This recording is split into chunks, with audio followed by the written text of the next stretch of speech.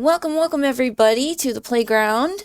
It's Monday night, Vampire the Masquerade. I'm Pixie Phoenix. I'm joined tonight by Knox, my storyteller, Skot, who plays Idaho, Zack is Vic, and we're waiting on our Martha to join us. How's Monday treating everybody? I hope that our notifications are working. Has anybody else been having issues with those today? We'll see. How's it going, guys? How's Monday treating you? Well, you already know for me, and I guess I should post this out to the other players here as well as everybody else. So I thought I had a minor dental appointment today, and it turns out that I spent about 3 hours this morning with a drill in my mouth. Yikes. So if my words are a little lispy or if I seem to be struggling a little bit, it's because the drugs are wearing off and I'm starting to hurt. So Yikes. That sucks. yeah, it does suck a little bit, but also for all the players, and eventually at some point I will figure out a way to make it a little bit more accessible to everybody else. But I guess this is mostly for the players. We are through all of the recaps. I have recapped up to and including the last session. I also, for those who like to reference to it, also managed to fill out yet another one of those threads, questions, and quests handouts. Nice. For sessions 1 through 9, which also includes cellos. Okay, nice.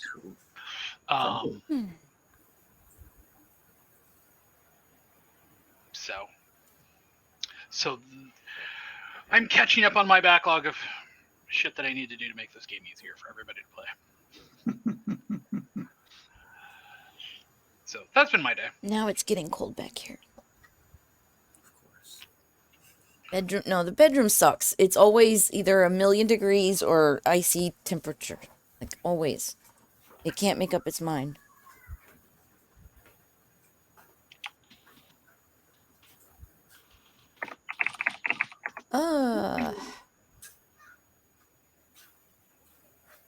Yeah, let's feed, or actually, let's breed the dragon. Try to do that once per stream. Oh yes, I must go mute sound alerts.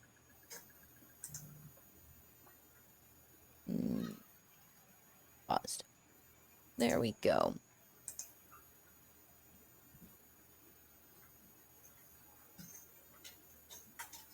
Little tacos.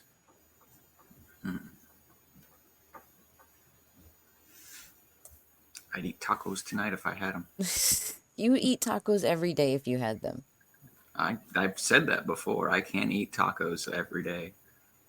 I've actually done it for a good period of time. Awesome. Nothing wrong with that. One of my jobs, way back in the day, like Taco Bell was like the only place close to eat. So like I ate Taco Bell. You talking about Converges? Yeah, Converges. Yeah, there's just that one Taco Bell over there. I haven't heard that. I haven't heard that name in a long time. Oh, we crack wise about that place all the.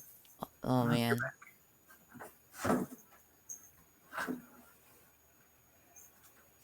I'm sure if anybody listening lived or spent any time in the Houston area, you probably worked there for a hot minute. So, do we want to, while we are waiting on our fourth, do we want to do a brief recap for everybody? So I think that way we're all starting a little fresh. Yeah, good idea. All right. Welcome everybody to our Vampire the Masquerade 5th Edition Chronicle, Philly by Night, session 52 tonight. So, we're doing this by week. This is actually our year anniversary. Which is funny because it's not, because our year anniversary was like in January. So, as we ended last time, after the coterie went out following their leads and met up with the, shall we say, cranky Nosferatu Carlos, the group headed back to the club and kind of split off in their own ways. Romano had called Vic to let him know there was a limo there waiting for him, which prompted Vic to be like, fuck this and go in the back door. Idaho and Alice attempted to run a game on the chauffeur to no avail.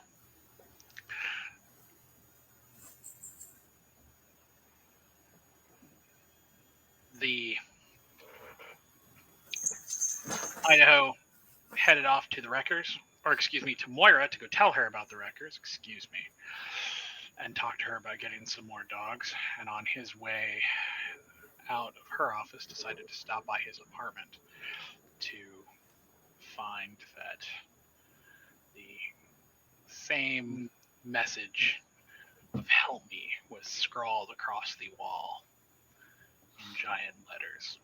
Which, for those of you, if you have not checked, for the session ending in 50, I have left a actual depiction of what that flyer that they left under your and what it looked like. Thanks. Alice, heading to the club and finding Lane telling her that Ruby has gone AWOL and having an "oh Lord" moment, decides to go find her and receives a message from Ruby that she is at the apartment and needs help with girl problems. Alice, being the understanding girlfriend, decided to head back to their haven and found Ruby pinned to the wall with a shadow wrapped around her neck and a very angry scourge demanding to talk. So that is where we are starting for this evening. So before we head off on two of these directions, Vic, so while all of this is going on, what are you doing? Are you staying in the club and trying to avoid the chauffeur and limo outside? Are you... Yeah, I was just staying out of sight for the most part. Okay, so you're just going to kind of stay inside and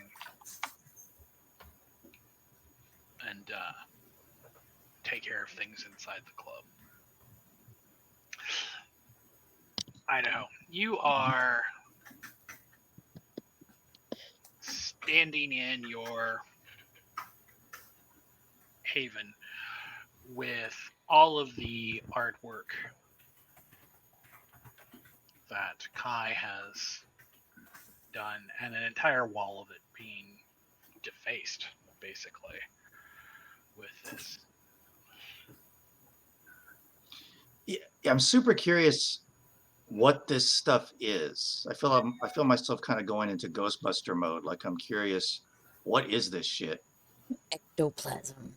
So what I'm actually going to do, and because I'm not aware of the alarming situation going on in the other room, is start taking some pictures and maybe even if the stuff, like try to take samples of what the stuff is. You know, like is it goopy? Is it dry? Is it on there where I can't extract it? Is it, you know, is it just like you said before, like grease and, you know, that I'm very curious, like what it is.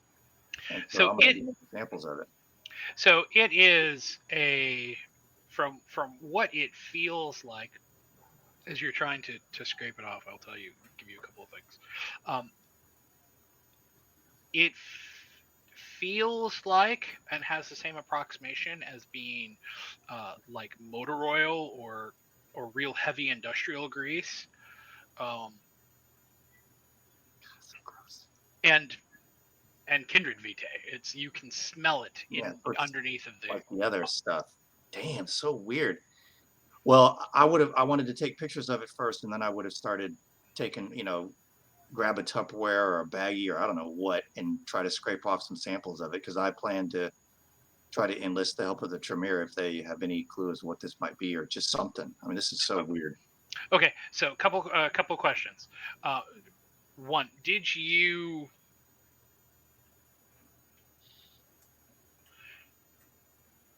You already brought back a sample of this on the sheet, correct? Or did you guys ditch it? That was left. No. That was kind of left ambiguous. I've got it. I just hadn't had a chance to, because when I Right, you- tried to go talk to the Tremere earlier, Michael said no, that she was going to go or he was going to talk. So I haven't interacted with the Tremere yet to show them this or talk to them about it. So now I'm just getting more evidence.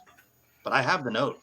Okay, so you still have the original note. When you go to try to clean this stuff off, are you being careful about it and trying to basically clean it in such a way as to preserve the artwork that's underneath of it? Or are you basically just like, well, this is probably ruined, and just like trying to like scrape the wall? No, I'm not even trying to get that. I'm not trying to clean it up. I'm not trying. I am concerned about the artwork. I mean, I'll tell you, in my mind, there's just so much inexplicable stuff that happens in this world of darkness. I don't know how this got here. I'm assuming it got here by some supernatural means. So I'm thinking it could maybe be removed through some supernatural means, and then the artwork behind it would still be okay. So all I'm trying to do is just get some of it. I'm not trying to clean it off or move it. I'm trying to get some of it to, again, see if the Tremere might know anything about it. Okay, so roll for me. Man, this is going to be a weird roll. Roll your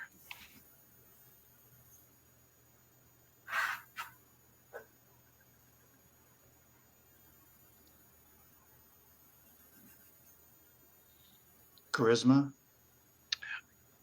roll your wits and science. Science. Oh my God, really? Give me investigation. That's also a 1. Okay, let's see if I can do this. Science with, what did you say, wits? Yeah.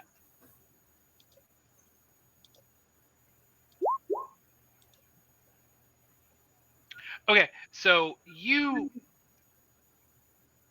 find 2 things. One, when you are attempting to remove it, it wants to stick together. Like, it's still, like, even though it is very obviously a mixture of things, like, it doesn't seem to want to separate from itself.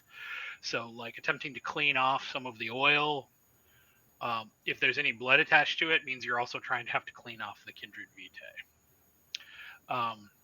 And vice versa. Like it's even though one is basically an industrial agent and the other is vitae, they seem to be almost bonded together, which in some cases means that when you kind of scrape it up on some of the different surfaces, it actually just comes right off, like, because it wants to stay together. On other parts of it, there's no way to avoid damaging what's underneath. The paint comes off. And really, as you're doing this, it really comes down to, as you notice, that something, it's whatever the material is. Basically, it's kind of like a glossy finish on it or something like that. Then it doesn't really tend to adhere to it, and it won't come right off. Whereas anything that's kind of matte or she did a couple of things that were in chalk, that shit's just fucking destroyed. Yeah. So, okay. The other thing you notice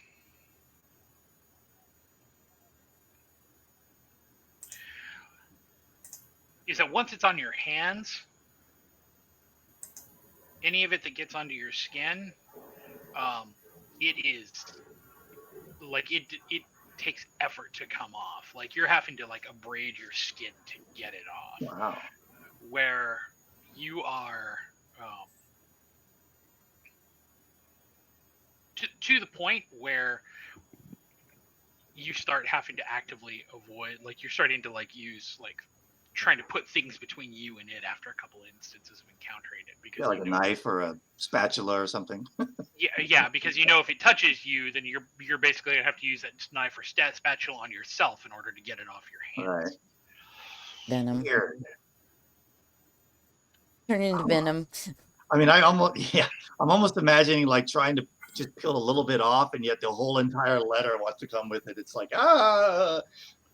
in fact, if it's, again, I'm not trying to remove the whole thing. If it proves to be too stubborn, I'd rather just go down and get a Tremere and bring him up to the apartment, So it really depends again on the type of artwork. She did a couple of oil paintings, a couple of things where she used a gloss finish on it, that kind of stuff. It's just almost as easy as getting a washcloth and like wiping it off. All of it comes off. But some of the stuff that's like there's a couple of places where it hit like empty drywall basically, where there was nothing covering that spot. That kind of stuff, like you're having to dig it off the wall. Yeah, I'm not going to exert too much effort. I'm going to get what I can, and then again, unless something comes up, I was going to head to talk to the Tremere. Okay, so now you're heading to. Now, are you going to? So you said you had gotten and were like scraped some of this off. Are you taking it with you to go to them with the note, or are you leaving it there and bringing them back to? No, I'm taking. Like I said, I took pictures. I took the little sample. I've got the note. I'm taking all of that with me. Of course, the easy thing would be if they're very interested, just to say, "Well, come on up to the apartment." But I'm still taking samples with me because I guess I feel like that's useful for some reason. Smart. Okay, we're gonna leave you there for a minute. Ow.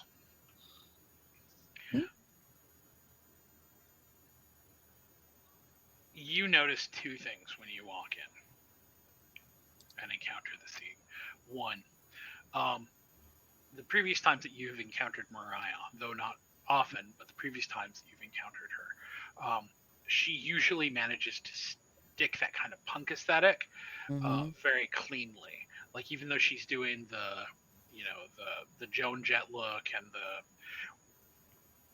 her clothes, even if they have rips in places, they are stylistically ripped. Yeah. Tonight, she looks almost unhinged. Like her hair is messed up. She's not wearing any makeup on her face. Her clothes are not fashionable or even in her style at all. They're basically overalls. They're covered coveralls. If she were human, you would say that she was on some sort of 3-day bender or something like that she hasn't seen sleep in a while. The other thing that you notice immediately is that Ruby is gasping for air. She is literally pulled off the ground and basically being hung by her neck that is pinning her against the wall. So she is actually holding on to it almost like it's a rope with her hands and kicking her feet as she's kind of gasping for air.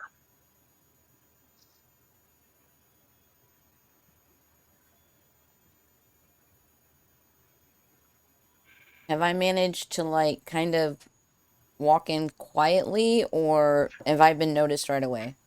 No, she's confronted you. Okay. No, she confronted ended you. last week by her saying we need to talk, and that was kind of where we cut the. But she hadn't put Ruby down yet. No. Mm-mm. No, which means Ruby's been suspended there a whole week. I know, Jesus.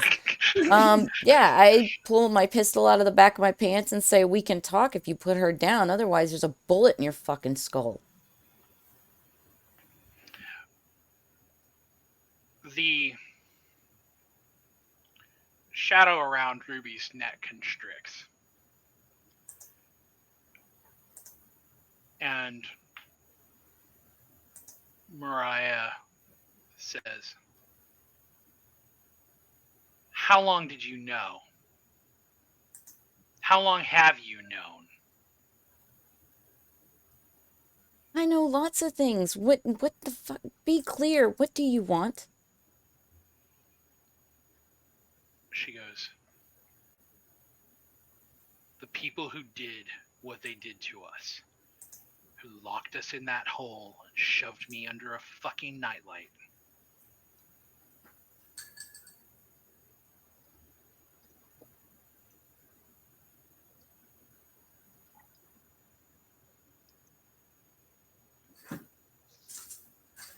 How long have we known? Just a week or something? Week and a half, maybe. Has it been that long? In game, probably. It's been a few nights. Well, yeah, in game, I didn't think it had been that long because we basically had been told to hurry up and do something with it. And I thought most of the sessions since then have been kind of the next night, the next night, the next night. I am going back to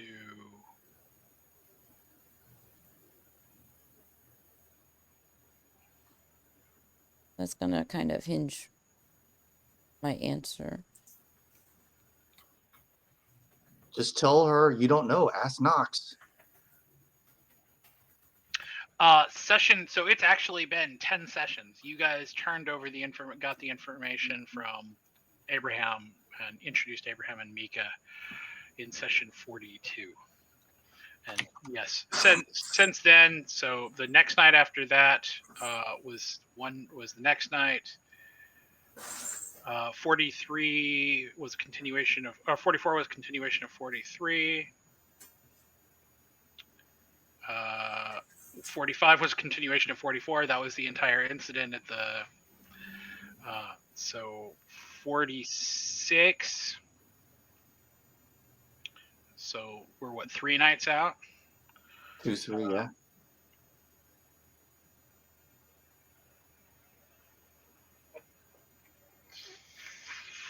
Four, 5, 6. It's been about a week and a half, yeah. Well,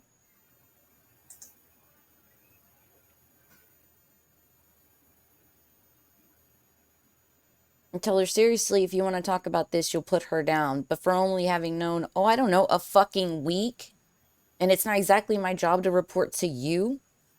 So you put her down, I'll put my gun away, and we can have this little conversation. The shadow whips almost like it's the end of a tendril and basically flings Ruby across the room. Just to put my point across, I go ahead and click the hammer. You could be a little more gentle than that. Mariah goes, "It's my duty to kill them." Don't give a fuck. She goes, You're in my house now. She goes, "The feeling is mutual." She goes, "What are you planning on doing with this? Who is behind all of this?" I think you're coming after the wrong person. You want all the details. You should go to the top. You think just because you've got this leverage? No. Now, I can get you in touch with Michael. We can have a nice little sit down, and you can ask everything you'd like to ask. But you've got some fucking brass balls coming up in my house like this. She looks away from you for a moment. Huzzah! Perfect timing. She looks away from you for a moment and then looks back, Al, and says, "The meeting now."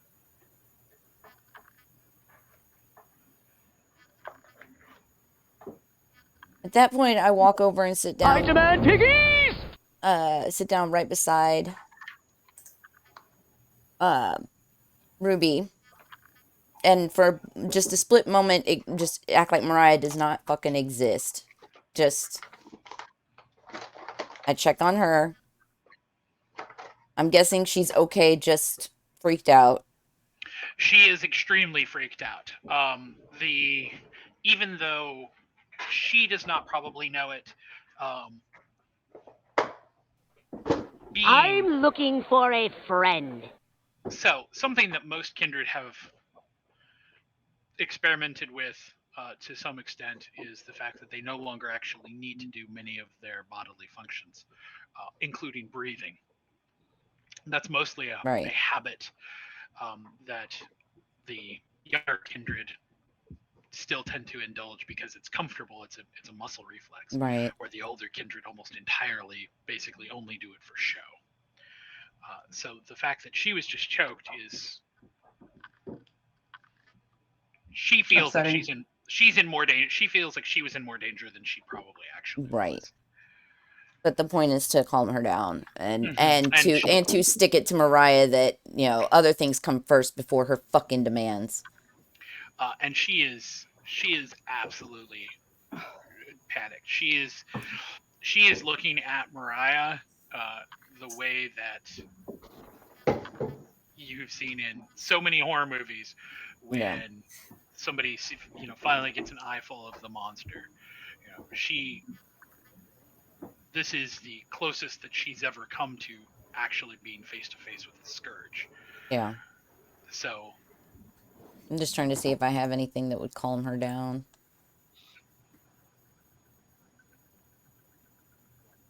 Oh, well, anyway.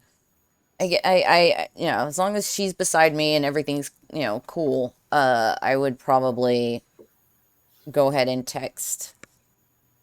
when you go to reach to text, she puts a hand out next to her phone, and the phone, just like the screen, just crackles. Who reaches out to the phone? Mariah. For someone who wants so much fucking information from me, you sure are making it hard on yourself. She goes, no technology. She goes, you take me there. Oh my god, you stupid bitch.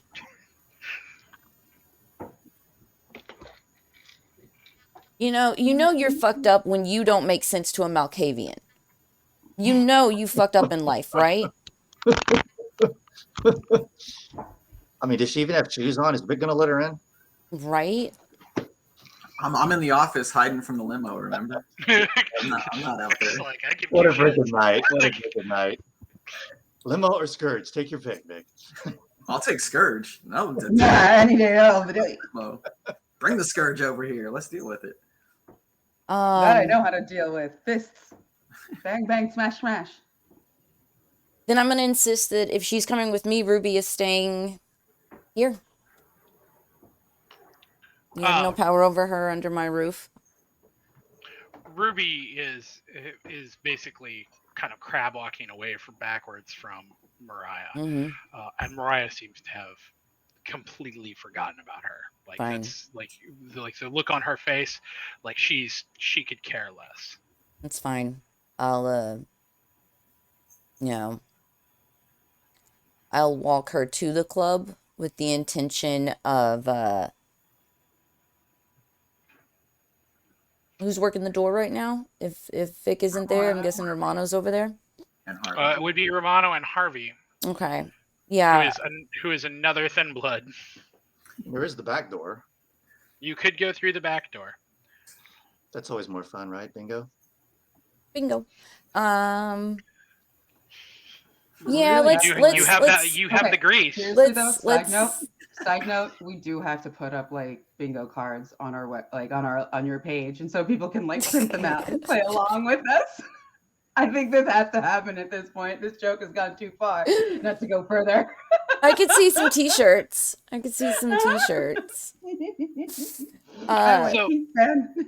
Yeah, I'd probably go toward the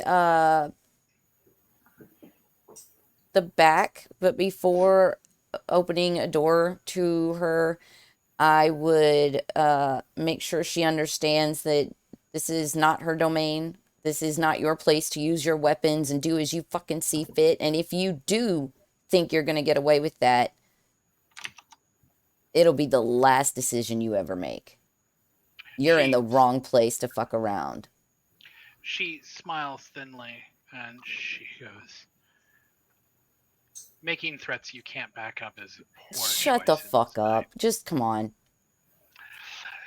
So you're heading to the club. Something that we never discussed at the end of the last session. Michael, you were hanging out, watching the whole scenario with Alice and Idaho fucking with the chauffeur. Yeah, I had gone. God, what had I done? At some point, I had gotten bored and decided to go in. to check on somebody. I forget where I was at the end of this of last. And that was my night. question. So did you head into the club, or did you head back to your apartment? Club. Okay. So you are. Yeah, that was because I was like right at the corner of the club, Mhm. and we were coming back from. Crap, where were we coming back from? We just walked around trying to retrace the steps of what's her name, Adelaide. Abigail. Adelaide. So we were trying to find Adelaide. Then I would have been probably like heading over to the apartments to talk to what's his face, To Jean Baptiste. Baptiste. So you are actually on your way to the Tremere. Yes, that's Okay. exactly where I would have been. Yeah. So when you get to that door and do you knock? Do you? I mean, yeah, I always knock. I'm always respectful. The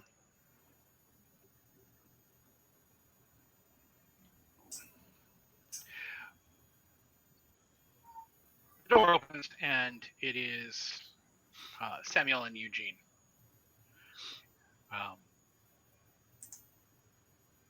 To which Samuel sees you and has a big smile on his face and goes, "Any luck?" Not as much as we hoped at all, but I'll take a speck over nothing any day. And then I retell them like their trace where we followed it to where it got lost. What we were able to find out the night before, and like what we were able to hear. Eugene and Samuel listen to you very carefully, and when you tell them about Adelaide chasing Shaw, Eugene raises an eyebrow and says, "This seems like a risky choice on her part, which seems somewhat out of character." Agreed. At about this I point, don't know why anybody would ever chase Shaw, but Idaho, you walk up to this scene, to Michael talking with Samuel and Eugene. Okay. And I'll just wait for an opportune moment to join the conversation. Okay. So yeah. when you walk up, they acknowledge you. What do you say? What do you do? Well, I'm going to basically look at Michael, say, we had a visitor. There was a message left in my apartment. And I'll pull out the message that was left on the hearse, the note, the little note, Mm-hmm. say, just like this one, but in big, broad letters all across the wall. So whoever's asking for help asked again in a much bigger fashion. And I was in Kai's room? In your room? Yeah, and then mine, Kai's old Yeah, apartment. your apartment. I have to keep remembering that your apartment is where Kai's apartment was, and so that your apartment is where all the tragedy happened. So thank you. Now it's forever clicked. Exactly. ADHD, so much fun. All according to plan. All according to my secret plan that Knox and I will never tell you guys. Okay. Yes, and I brought a little sample. I was actually here wondering if our friends, the Tremere, might have some insight into all this weirdness. I take the paper, I look at it, see if anything pings my memory, and I pass it over. And what do I have to roll to see if I recognize anything off of it? So for you, Martha, that's going to be your intelligence and occult. That is not the rolling scripts. That was something else I had copied and saved. Nobody needs to see that. No. Click, hit enter. No. It's delete already. It's delete. And then back to the chat. And then you said what numbers? Your wits and occult. So that's like something in 6, I think you said? Or? So your wits are 3. Your occult is 1. You have 1 hunger, so 3 and 1. Cool. All right. Here we go. So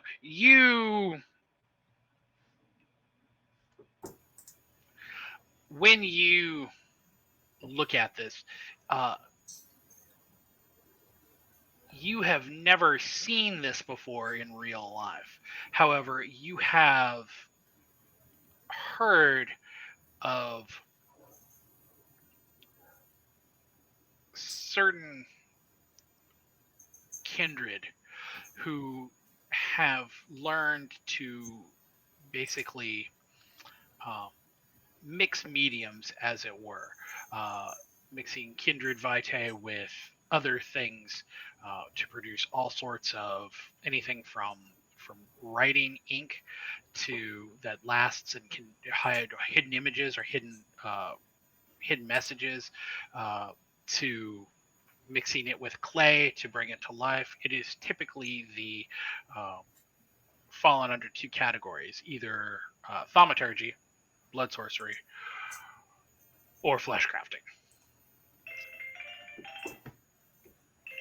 Sorry, guys. Hold on one second. I would say this as I pass it along to the Tremere. They look to you, Idaho, Samuel, and Eugene, and give a nodded assent. To which Eugene says, holds up the page, and says, "Where did you find this?" At those warehouses over by where we found, which I will obviously relay in a better way. At the place with things. Yeah, at the That grease place with the factory. thing, you know. It fixes the vampire engines, clearly. At the place with the thing and the hand. Over at the warehouses on the edge of the river, with the stuff. With the concrete and the fences. On the road. Right. The oil. South of Canada. But north of the Mason-Dixon line. So when they look at the page, Eugene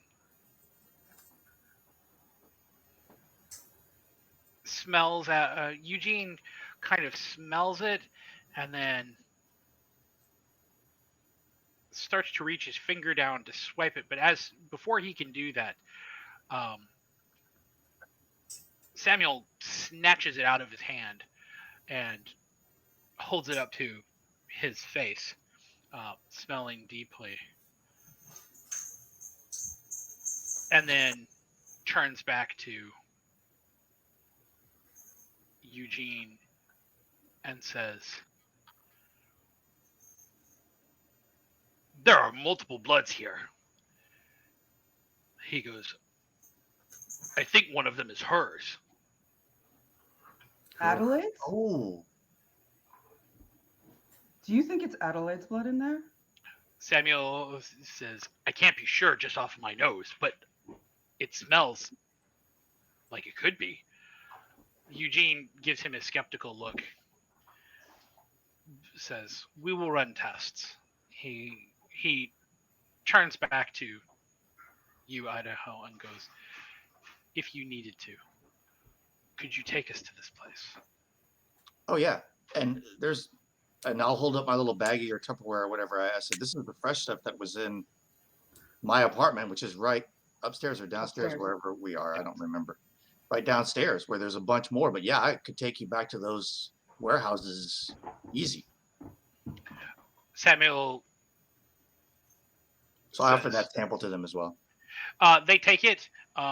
Eugene looks at Samuel and says, "I will go run tests." Samuel looks at you and he goes, "Please take me to this." Okie dokie. And I move out of the way to let them follow Idaho down to his apartment. We walk on down the hall.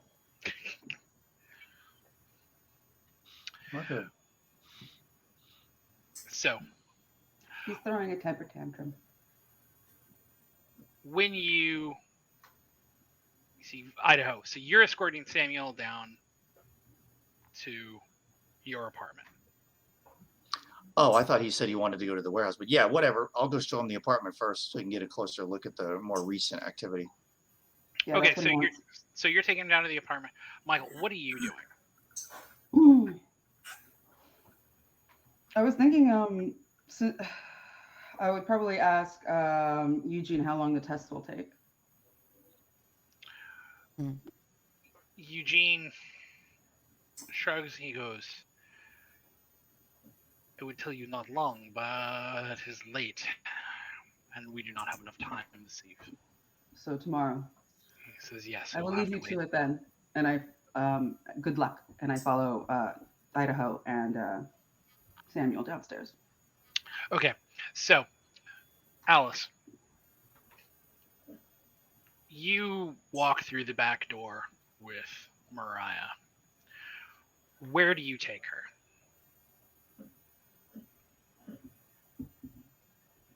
Probably the green room. Do we have a landline in the green room? I would assume you would probably have a landline. If you didn't have a landline, you'd certainly have like one of one of those phone lines where you pick it up and it immediately connects to another phone that's somewhere else in the building. Okay. Then, yeah, I would make sure that the green room is cleared out, and that way it's just me and her while I attempt to make contact with Michael, since she so wonderfully decided to break my fucking phone. Your phone's not broken, but it does not work. Around her? Yeah, it does not work when she's anywhere near. In fact, as you were walking through the club with Speakers and cash registers yeah. and shit start glitching. Yeah, no. As you're walking through, like you are picking up on people who are like looking at their phones, and people being like, "What the fuck? Like my phone's all fucked up," or people who are in the middle of trying to take pictures out on the dance floor or video. Now, was this something we ever noticed about her before, or is this a new trait? You have noticed this, and I would say you would know this. Okay. Okay. From your experiences with her in the past, and also with La Sombra in general, they cannot be around technology. Technology basically malfunctions when they're around it. They can't be seen on camera. They appear like a giant black smudge on when they're on camera. Okay. So theoretically, it's like technology is allergic to them. Yeah. That is actually an extremely accurate statement. But I thought it was a power she had turned on because she and I encountered each other on the dance floor before, and as far as I know, none of this was mentioned. So I don't know. Well, you weren't using your phone at that time, were you? Well, are we talking about phones? Are we talking about lights in the club? Are we talking about the sound system, or what? Right. No, it's fairly localized. If lights above her would be fine. A speaker that was say 5 or 10 feet away, that's going to be fine. But somebody who she walks by who has their phone in their hand is likely to be affected by this. Gotcha. Okay. Like the CDJs and mixer in the DJ booth would be affected because it's microchips. Yeah, if she was allowed to go into the DJ booth, everything would basically, all of that stuff would basically come to a screeching halt. But the wall keeps it separate. Yeah, so in the green room, there's almost no technology in there. It's literally just a comfortable room for bands to recline.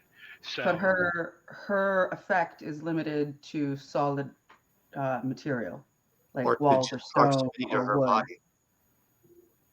Like if she was on the other side of a wall that was next to like a register, would that register still freak out? Even though technically it's within 5 feet. I would say probably not. Although I would also say that would probably depend on age.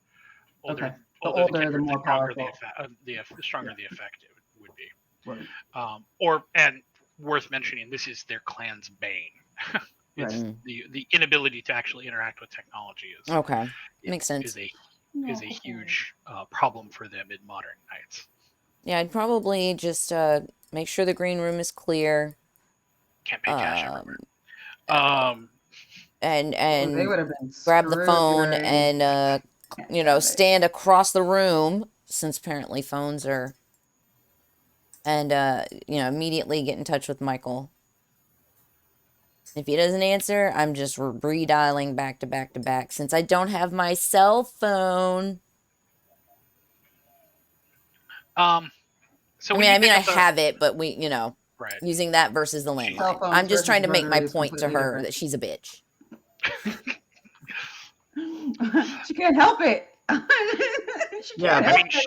I mean, not to No. belabor it, I guess we kind of spent a little too much time on this, but I'm still trying to figure it all out in my head. I mean, Ruby did text you.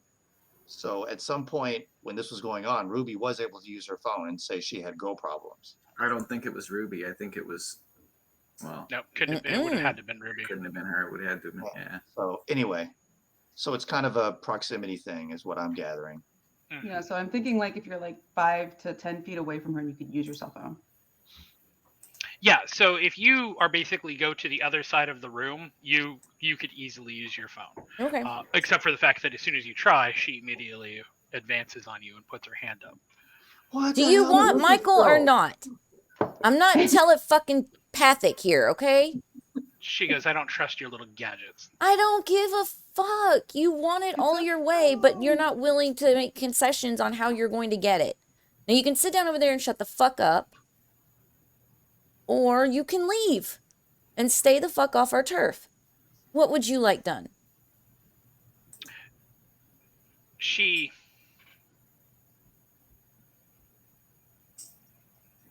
steps back and jerks her head sharply at your phone. Right. Now we can get somewhere. Now, first thing I'm going to do is just send a group text to everyone telling them I'm in the green room with the Scourge. Don't advance to, don't do anything crazy.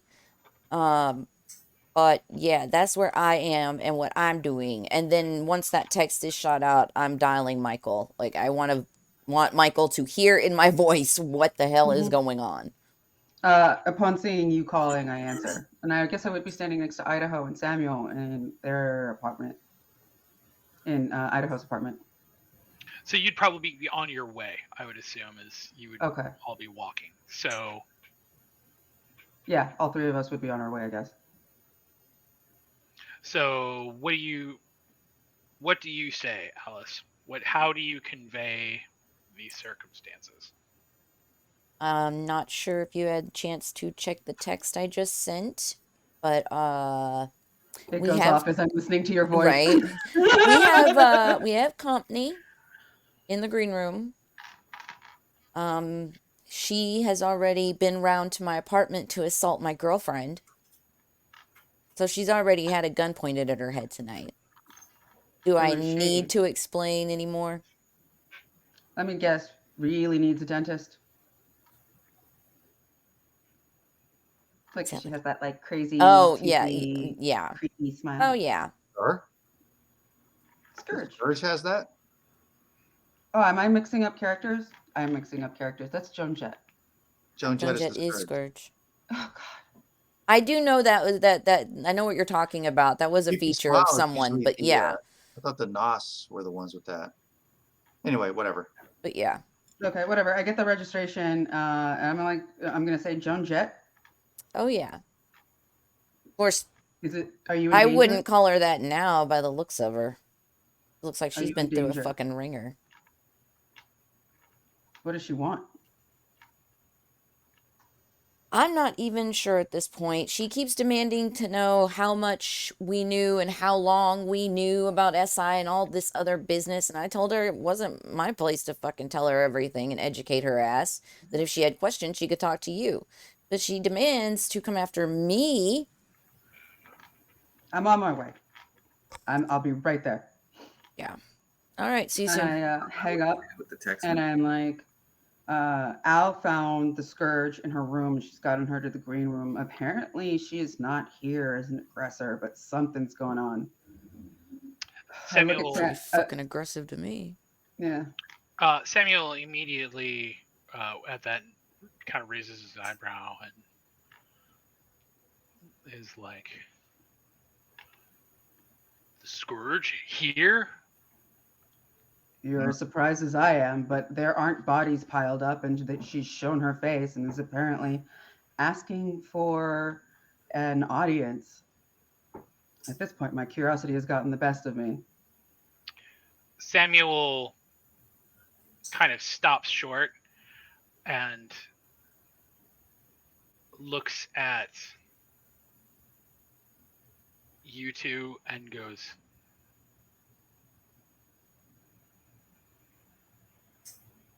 I need to go. I will be back. And takes off almost at a dead run.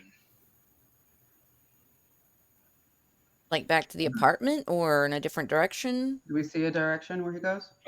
Looks like he's heading back to the Tremere. Okay.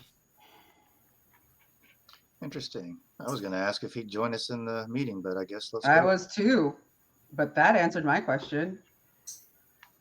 I was like, well then.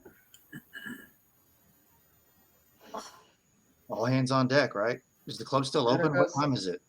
So the club is still open. It is on the verge of starting to wind down. So like we're getting to like 3. We'll say it's probably like 1:32 a.m. Yeah, like you said, Philly clubs close at 2. Yeah, so it's on the verge of getting to that point in the evening. Okay. Vic, where would you have been in the club when all of this? I was still in the office. I thought. Okay, so you were hanging out in Michael's office when you get this text. So what do you do? I'm headed to the green room, I guess. Okay, so you're on your way to the green room. Idaho, Michael, you guys are on your way to the green room. Do you guys do anything on your way? Do any of you do anything on your way?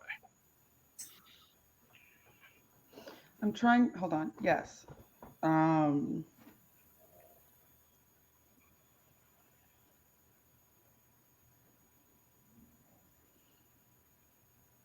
I would like to reach out to Sunny or Narwhal, see if they've gotten any like whisperings about the scourge recently, if they can like pass it over.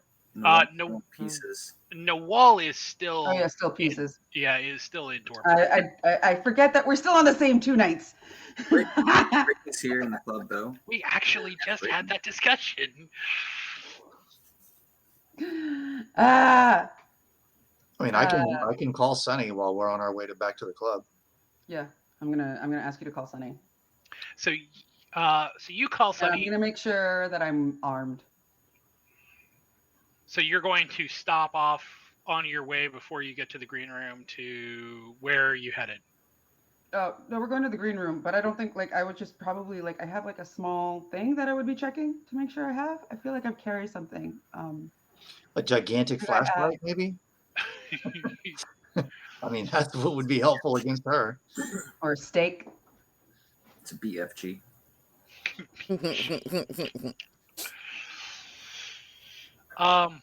Okay, so you are. Where is my hunger still at a 1? Yes, everybody's hunger is still at a 1, which surprised the living shit out of me. But I mean, I could we all ate before the night started. Yeah, we ate. We ate early. We got an early dinner. Mm-hmm. I'm just calling Sunny. I'm not. In my mind, I don't know of anything I could use to fight the scourge. If it comes down to a fight, I'm just gonna call some bats or something. I don't know. I'm gonna call Vic basically while Idaho calls Sunny. I'm gonna tell him what's up, and I'm gonna be like, "Listen, I need you to get whatever we can possibly use against her in case this is a setup. I doubt it. Sounds like they're rough, but I want you hanging outside with possible put the betters, so to speak." So you are okay. So you're calling. Basically, I just call Vic and tell him to get as armed as possible against the scourge, and wait for us outside and keep it here. What we're going to be doing. Okay, so basically, these 2 phone calls are happening at the same time, then. As we're going. Okay. And then we go straight there. All right, Idaho, you call Sunny. She picks up immediately, and she's a little late. Yeah, I'm calling on behalf of Michael. We just suddenly found out that the Scourge is here and wants to talk to us. I was wondering if maybe Have you heard anything about what the Scourge has been doing recently? She there's a kind of a sigh. She goes, she has been relentlessly pursuing any sort of leads on the information that you already have. Ah, Well, maybe her being here could work to our benefit. All right, cool. Yeah, she was the other person that was looking. We found it just Yeah, before she did. Yeah. I think we already kind of knew that, but she's here. There's some free info for you. Sunny goes, Captain Obvious. Sunny goes, well, I owe you for that. She says, you need to be extremely careful. Yeah, Go on. unless we've got Go on. Yeah, unless we've got like 50 million watt lights hooked up, I feel like every time I'm in that woman's presence could be my last moment. She goes, well, feel that way even worse. Her pursuit of this particular topic has led her to some particularly vindictive and cruel ends for other kindred. Yay. Good to know. Well, if we can point that at Charles and some other people on the cam, awesome. So, Sunny, before she hangs up, she says, do I need to be trying to get other people there? She says, do you have this in hand, or do you need help? I mean, if anybody wants to show up to be backup for us, I'm not going to turn that down, even if it turns out to be peaceful. Why the hell not? Join the party. Free drinks. Tell Gigi to come. Free information. Gigi ain't going nowhere. No, not Gigi. No way. Gigi might send somebody. No, I just said that as a joke. I said, but Sonny, I don't want you to risk yourself. But if there are other people that want to come here to give us some backup, that would be great. She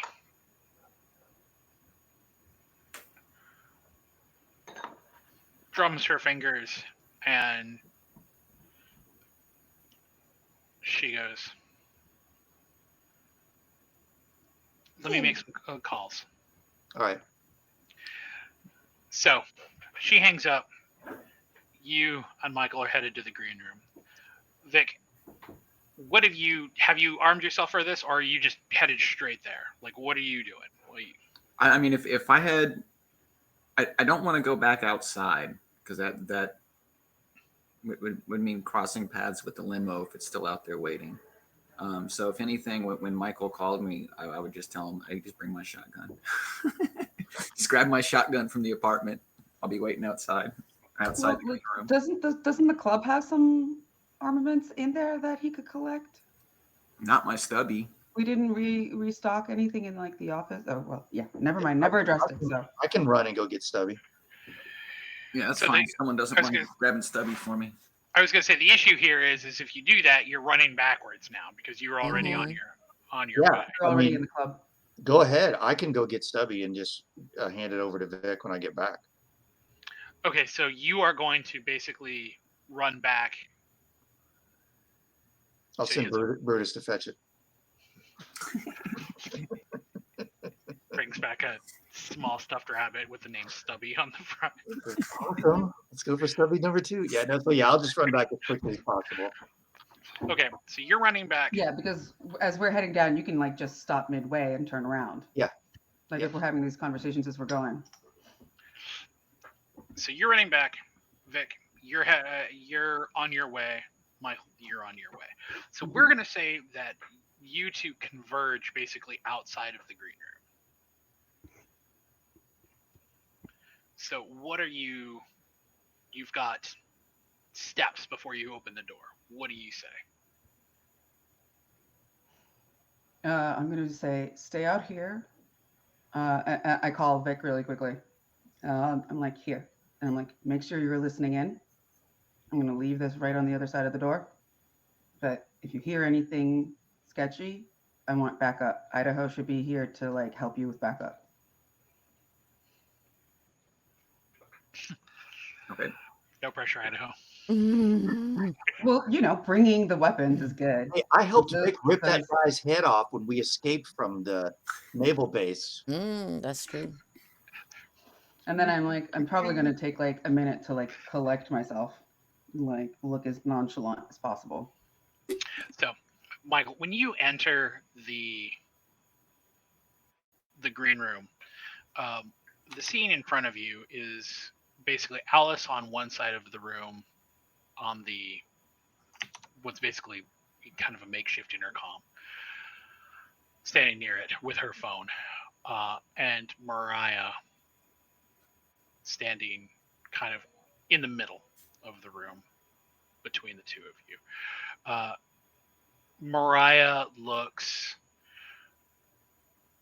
harried, to say the least. This is not the stylish, kind of collected person that you've seen in the past. This is somebody who looks manic. So I'm going to put my phone down right there on like the top of the booth, right by the door. And then I'm going to walk up to Alice and give her a nod and see if she's okay. And then I'm going to, and if I get a good response from Alice, like, I'm all right, I'm going to nod to the Scourge and be like, I'm told that you wanted to talk to me or you have some questions. Okay, so your intention when you first walk in is that you're going to walk basically across the room past Mariah to attempt to go check on Alice. I didn't realize it was past. I thought the room was circular and the Scourge was in the center. Even if that were true, you'd still be on the other side of Mariah's still in between the two of you. Okay. Not like, okay. So, okay, yeah, as I put the phone down and I'm going to, then I'm just going to say, Alice told me that you have some questions you want answered and requested my audience. How can I help you? She, in almost a feral growl, responds, "Cut the bullshit. When did you find out? How long have you known? Tell me everything."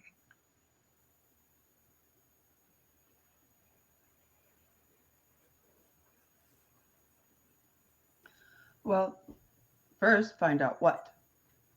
You're going to have to be a little "Who bit locked specific. us up?" She goes, "I know you were there." She goes, "I saw you walking down that hallway." Rescuing everybody. Mm-hmm. Okay, well then, I'm going to tell her. I was like, do you want to know who was the tool or who was wielding it? She goes, "I want to know who put me in a cage."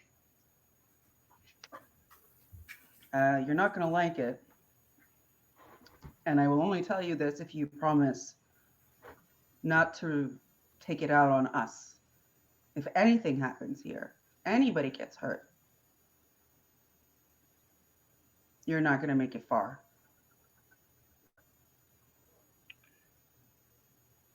She cuts her eyes at you and she goes, "Threats you can't enforce are poor threats." You'd be surprised what I can and can't do. You've been so preoccupied, it seems, you haven't been paying attention to other aspects of this reality. Real. Now, I am being clear with you. You're not going to like this information. You're not going to like what you hear. You're going to be mad. You're going to be red mad. I'm guaranteeing you don't take it out on the messenger. Can you control yourself? Or have you regressed that far? She crosses her arms and says, "Speak."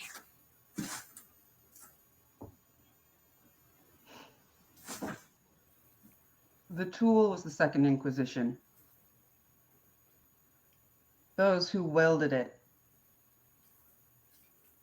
were Charles and Victoria.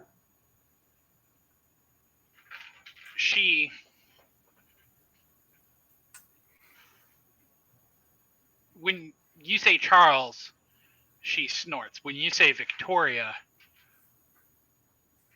her eyes go wide, and you see her doing the mental math, things clicking together, and she cuts loose a line of profanity. Nice. And as she does, her eyes just turn jet black. And the shadows out of her eyes start to stretch across her face. She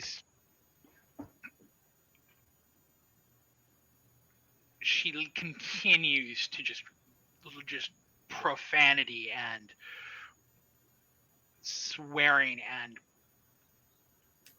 then the shadows start to recede. Her eyes clear. I already had my hand on my gun. I was like, don't start no shit. Won't be no shit. She looks at you, Michael, and she goes, "You have proof?" I do.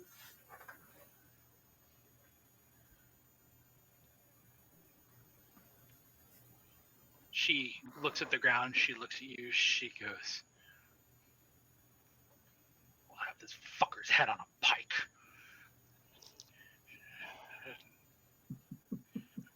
She says, "How long will it take you to gather this proof?"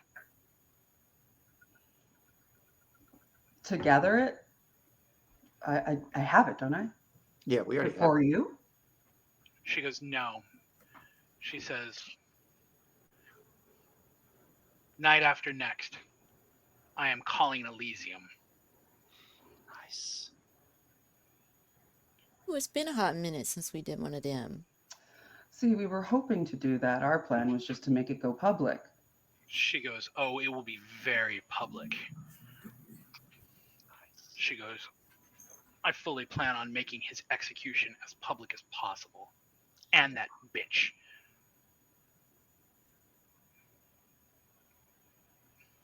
So GG ready. Now, you see how hard that was? When you could have just shown up at the club Nice. and asked some fucking questions. Don't show up at my fucking house again. Just don't. She cuts a look at you and she goes, "Your girlfriend and I still have unfinished business." Go fuck yourself. At this point, You that's will it. lay no at this point, hands I on say, her. Absolutely not. You will Your lay no business. hands on anyone in this domain. Your business with my coterie members, and Ruby is one of ours, is done. If you have issues with them, you deal with it like adults with me. To relying on her little shadow This is powers. our home, and you have no rights to anybody here without talking to me first. Do you understand? She looks at you and she goes, "My authority exceeds your own." Oh, bitch. She's a religious crusader. I mean, that's no surprise. She sure wants to burn like a witch when she runs her mouth like that. What is your business with my Ruby?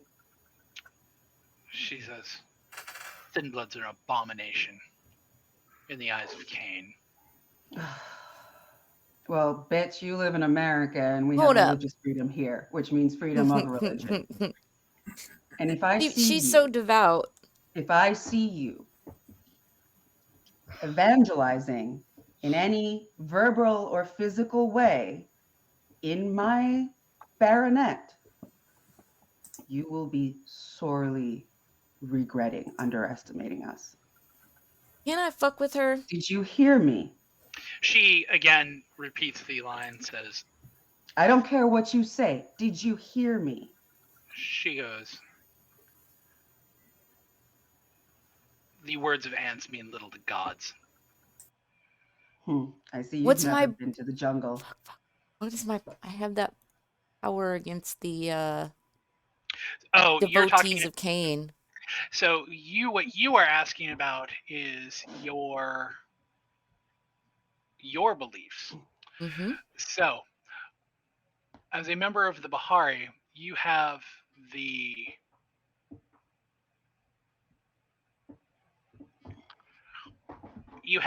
first dot, which is dangerous reputation. Bahari intimidate vampires not of their order.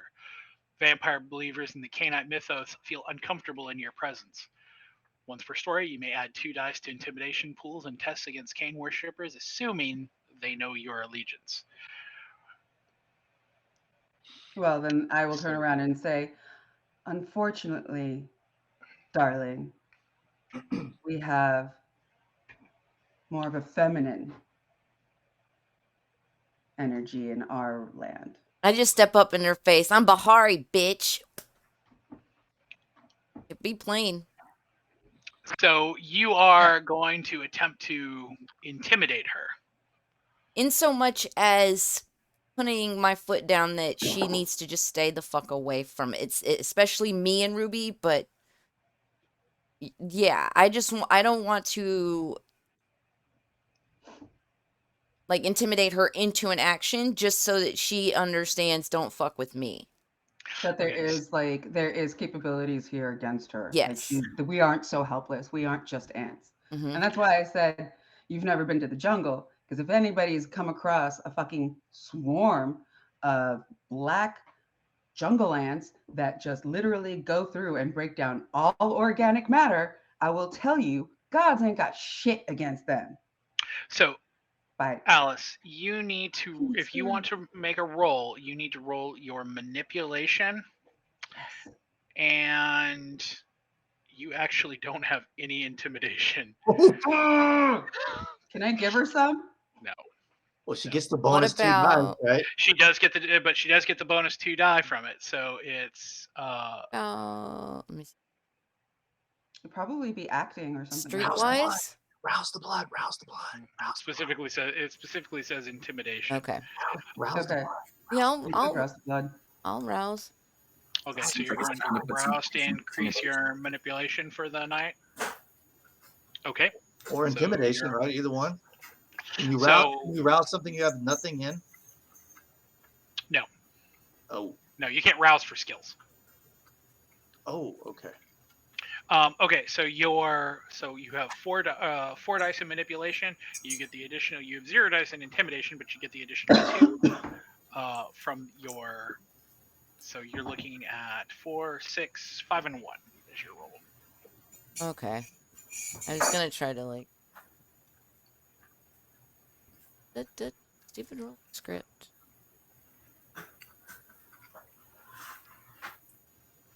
Okay, I blinked. You said 5 and what? 5 and 1.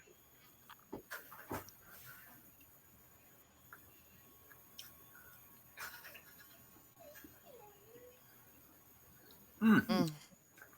So, do you want to spend a willpower to reroll up to 3? Yeah. Okay.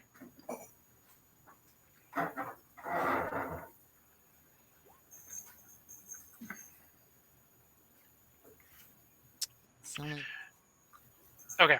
So, when you bring up your beliefs in front of her, she looks at you with a mixture of revulsion and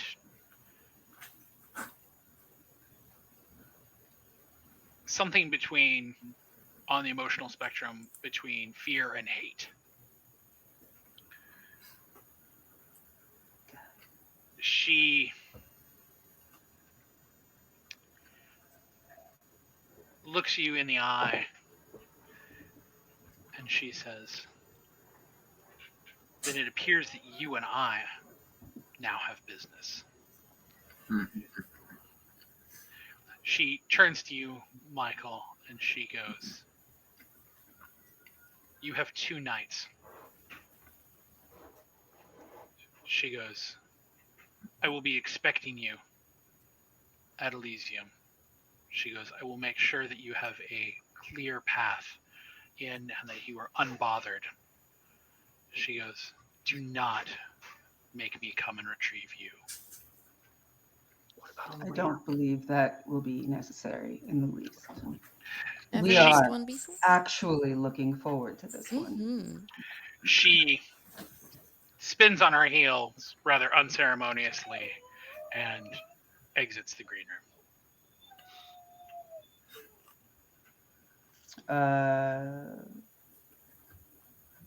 Okay, so I guess Vic's out there, Idaho's So- out there. So, Idaho, you ran back into the apartments. We'll actually start with Vic first, since he's actually proximity-wise here closer. Vic, the door throws open. Mariah storms out. What do you do?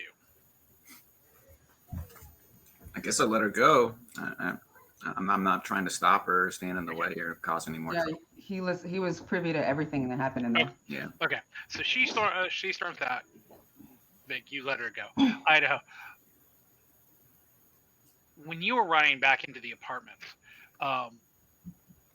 you see Jean-Baptiste and Samuel and Marie. And they are all on their way down. Okay. And they are definitely making like they are looking for an exit out. Like, where are you guys headed? Jean-Baptiste says,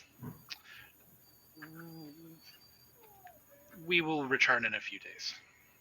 Few days. Are you guys going after?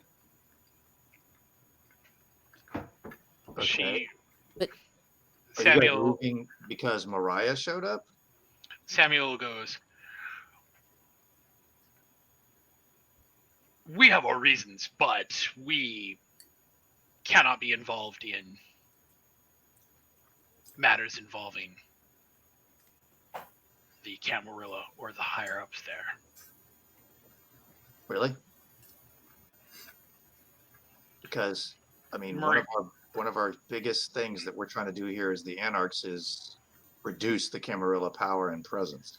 Jean-Baptiste says, agreed, and we have helped you. He says, however, the proximity of the scourge here is uncomfortable for some of our members. It's uncomfortable for me too. Okay. Well, you guys got what you needed regarding the weird message and everything that we did for trying to find Adelaide and all that, right? Jean-Baptiste nods. He goes, Eugene is staying behind. Right. So Eugene, you and I are going to go out to the Eugene warehouse. is not there. Eugene is not there. He's sorry. He's not in the group. Is Eugene going to go with me to the warehouses like Samuel was going to do? Are we switching that? Samuel looks at Jean-Baptiste, and Jean-Baptiste goes, this is a matter you should talk with Eugene about. My brother is nothing if not a man of his word. Okay. All right. Well, keep in touch. Don't be gone long. So, they leave. I mean, unless I get some sort of an all clear text, I'm still running to get Stumpy and rush back to the green room. Okay, so you make it back holding a shotgun. I'm assuming you're doing something to conceal it as you decide to run through a nightclub. Oh, hell no. I'm going to start painting it bright pink. I'm going to run through the place. Yes. I'm going to stick it down my pants and just kind of strut up there like, yeah, I'm packed. Oh, I thought you were sneaking it in your ass. Well, I don't want to lose it. I mean, I want to be able to Bingo. retrieve it. Well, man, all those bingo slots. not even bingo anymore. It's like bing, Yeah. ying, ying, ying, ying, ying. So yeah, I'm trying to hurry, but there's no reason why I can't conceal it. I mean, it's a sawed-off shotgun, right? Right. I mean, it'd be So- easy to conceal. Okay, so you run back down. You meet up with the group. So it is at this point it is the end of the evening. Oh, so he's already gone. Okay. So Idaho, what are you going to do? I'm gonna hand Stumpy over to Vic, Okay. and basically, I guess, get filled in on what happened. I would like to think, since I missed the whole thing. I'll fill him in on what I heard. I mean, unless we We're all there now, right? All four. we're all in the green room at this point. So wait, like at what point in our conversation with the Scourge does Idaho show up? I think she's gone by the time I She's get gone. there. Yeah, she's gone by the Okay, time. okay. So I'm like, what happened? Where'd she go? What happened? So we fill you in. I will let you know. I am like, you should call Sunny, tell her that Elysium has been called. Yeah. Elysium's going to be called. Yeah. So I'm gonna dial Sunny ASAP. Yeah. So Sunny immediately picks up. She's like, "Are you okay? Is everything okay? Who's dead?" Nobody's dead. The Scourge is Jeez, gone. that's- Apparently, That's We have- surprising. we shared the information we had with the Scourge, and the Scourge wants an Elysium in 2 nights' time. Wants us to be there to show our evidence. She sounds exasperated. She goes, "Oh, Jesus Christ." She goes, "This is so unorthodox." She goes, "A Scourge calling Elysium." She was like, "This is going to draw so much attention." Yeah. Let's see if we can make it into an opportunity. We still got that Does chop. Gigi, wait. Does Gigi not want his name on this? Is that did we know this? No, not. I have no idea. I mean, he said he would go public with it, but whether or not, I mean, I assume everybody would know he was the one helping us go public with it, but no, I don't know. So basically, yeah, I'm just apprising Sunny that everything's cool now. I said, if you were sending anybody for backup, I appreciate it, but I guess everything's cool. The Scourge was cooperative to some degree. Sunny says, "Okay, so we have one night to work out and get ahead of this." She goes, Yeah. Let's So do this. she says, she goes, "Do I need to tell Gigi that you guys are ready and to start distributing the information that you gave me?" I don't want distributed because we don't want them running. Like, we don't want them to know and take off ahead of. Well, no. Like, Jesus. So here's what I'm Hey, going to say, no, because no. I'm on the phone with Sunny. I'm going to say, I don't know that yet. How about we come over there and talk to you guys and Gigi tomorrow, since our night's running out. But I wouldn't pull the trigger on anything unless Michael says do it. Sunny says, "If you can, get here as early as possible." Bet. Yeah. No problemo. What do you want, my love? So you've called Sunny. Vic, what are you gonna do? Contemplating whether or not to get in touch with Carmine. Are you guys So here is the question for you guys. Have you guys on the group chat just put this information out, or have you not distributed it yet? About the limo or what? About the Elysium. events. Yeah. That they're calling Elysium. I'm of the mindset that we should hold it just until we The get group our chat- ducks in a row. Okay. Well, the group chat is basically me, Idaho, Vic, and Al, right? Ruby. Or who else is on it? No, And we've Ruby? got Ruby, No, the Moira. group Ruby, chat All is the the ghouls. Kindred Ghouls. Ruby. This is like the company chat. This yeah, is the group all chat of is us. all. Yeah, the group chat is basically everyone who's associated with it. So you would have So everybody on the bankroll, everybody living in the apartments, and everybody working with us. not no. Mm. So Nothing there. So not Yeah. Noel and Sunny. no. So it would be. Nothing So on the it would. wall. So Yeah, it would yeah. be. Sorry, I keep forgetting. It would be the core members. Noel would be on it, but so No, you. it would be the core members of your coterie. So it would be Idaho, Vic, Michael, Al, Ruby, Ramon. and then and Noel, plus all of the ghouls. So it Okay. would be Moira, Clyde, Lane. Romano, Rhea, Ruby, Lane, Yeah. Romano, Harvey, and so Ruby, and Robin. Robin. And Arnas, right? Is Our- Brittany on it? Is she on it? Brittany has a phone. She is on there, but she has to the best of your guys' knowledge, never ever responded to anything. She just reads it all. Yeah. Okay.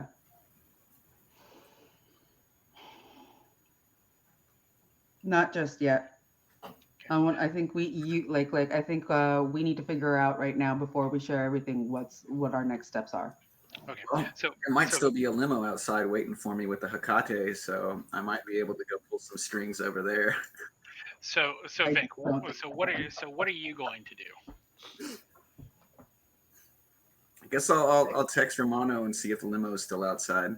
He goes, it sure as fucking is, and that creepy ass motherfucker is still scaring our clientele.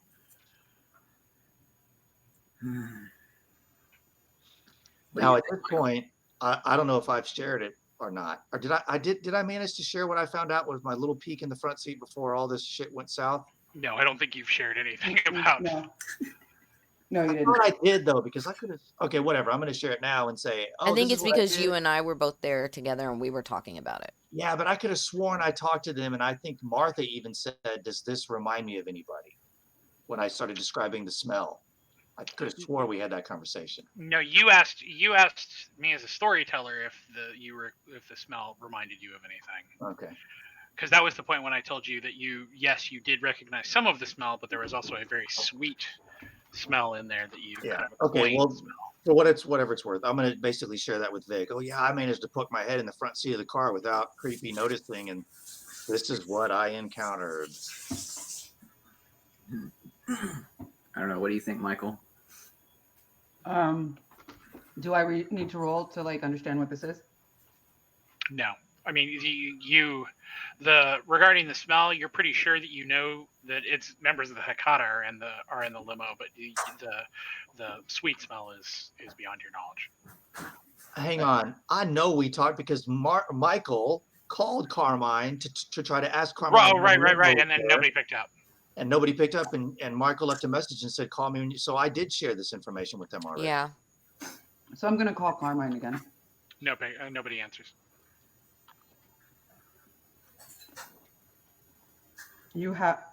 I need to hear your voice before anything can move forward. And I hang up.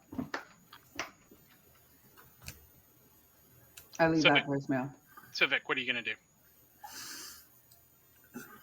What do you think, I Michael? don't go nowhere yet. Okay. They can wait out there until he freezes to death all night, all morning. I do not care. Well, he'll leave before the sun comes up.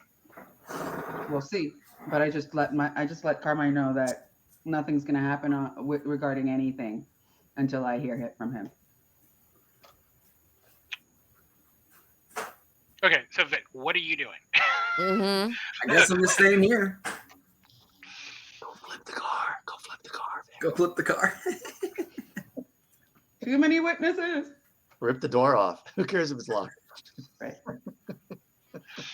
Okay, so Vic, you're Banana in staying. the tailpipe. So Vic, you're staying inside. Michael, what are you doing? I'm gonna suggest we.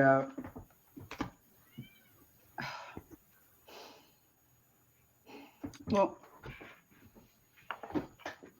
I'm going to be talking to everybody of the vamps in the room right now. I don't know where is the most secure. I guess maybe the office would be the best place. I mean, the green room is reasonably secure, so All right. and that's kind of where you all Do are, a sense the unseen and then like make sure we close ourselves in. There's nobody there. Okay. I'll just give that to you. Alice already took care of that. And Okay. Yeah, if they hung around for the scourge. That'd have been awesome.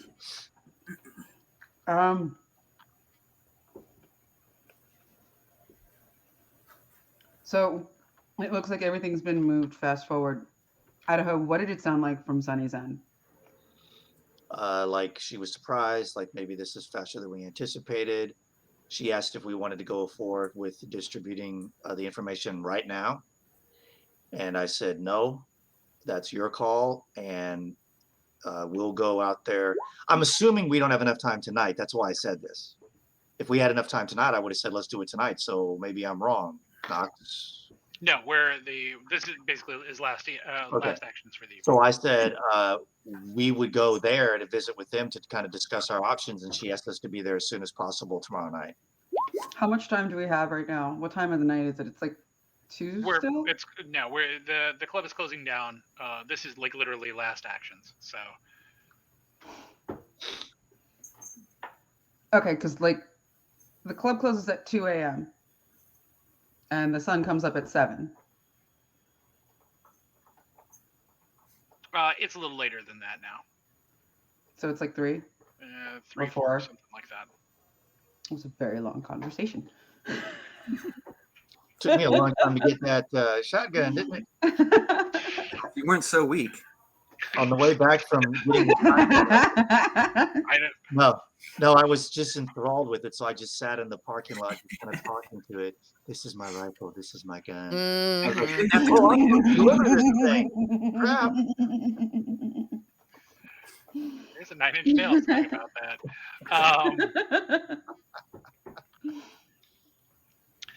So, Alice, what do you do? Probably escort. Well, no, Ruby. I would have had Ruby stay at the apartment, I suppose. Is she still there? Yeah, Ruby's still in your apartment. Yeah. In your apartment. Oh my god! Yeah, I would run. Make sure I she's would, okay before the you know. scourge did anything. I would have also told them about the exiting Tremere. Okay. Oh yeah. The Tremere. I ran into the Tremere on the way up to the room, and apparently the presence of the scourge freaked them out, and all but Eugene decided they were going to leave for a couple of days. I respect Eugene's dedication to his word, but that is understandable. Hopefully, they'll be back sooner than later. At that It's point, a shame. I was hoping to use them as allies. Yeah. And ask them some questions. Maybe so. Yeah. Sal, what are you gonna do? I would just try to calm her down, whatever she needs. Do we have any downers? Like, I know I have a drug stash, but I know that she's been siphoning off of it, so. Oh, absolutely. I'd probably make her smoke a little weed and calm the fuck down. Try to get her into a headspace of trying to get some sleep. Hanging out somewhere. So, as each of you curls up for the night, Alice, of course, being a little later than everybody else, when you drift off, Alice, there is only the briefest of moments before you sink into the void, where you close your eyes and almost as if it's right in front of your face, you see a pair of blood red lips that seems to curl into a smile.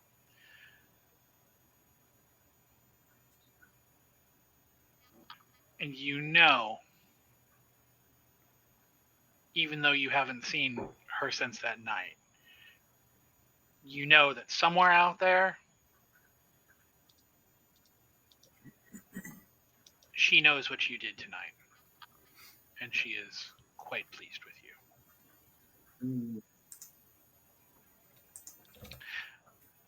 Let's take a bio break. Time for bio break. Woo! All right, everybody. Well, thanks for sticking with us to the halfway point. We're gonna have a quick bio break. Be back in about 10-ish, whenever. We'll make it back. All right, everybody. Stick around, and we'll see you soon.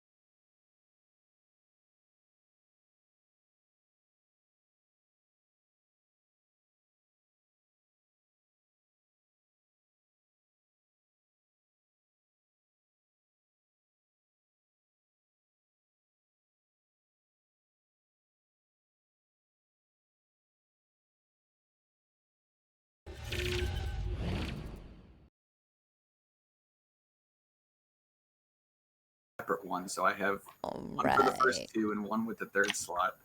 Yeah, mine are all digital. No. Welcome back to the middle of the conversation. As happens with us, as you guys can probably We tell, we enjoy are gabbing. all close friends. We aren't just, you know, randos that join up for a game during the week. We're all friends. We converse throughout the week, which I think just lends to a better game. But yeah, so welcome back to the playground, everybody. Hope you had a good break.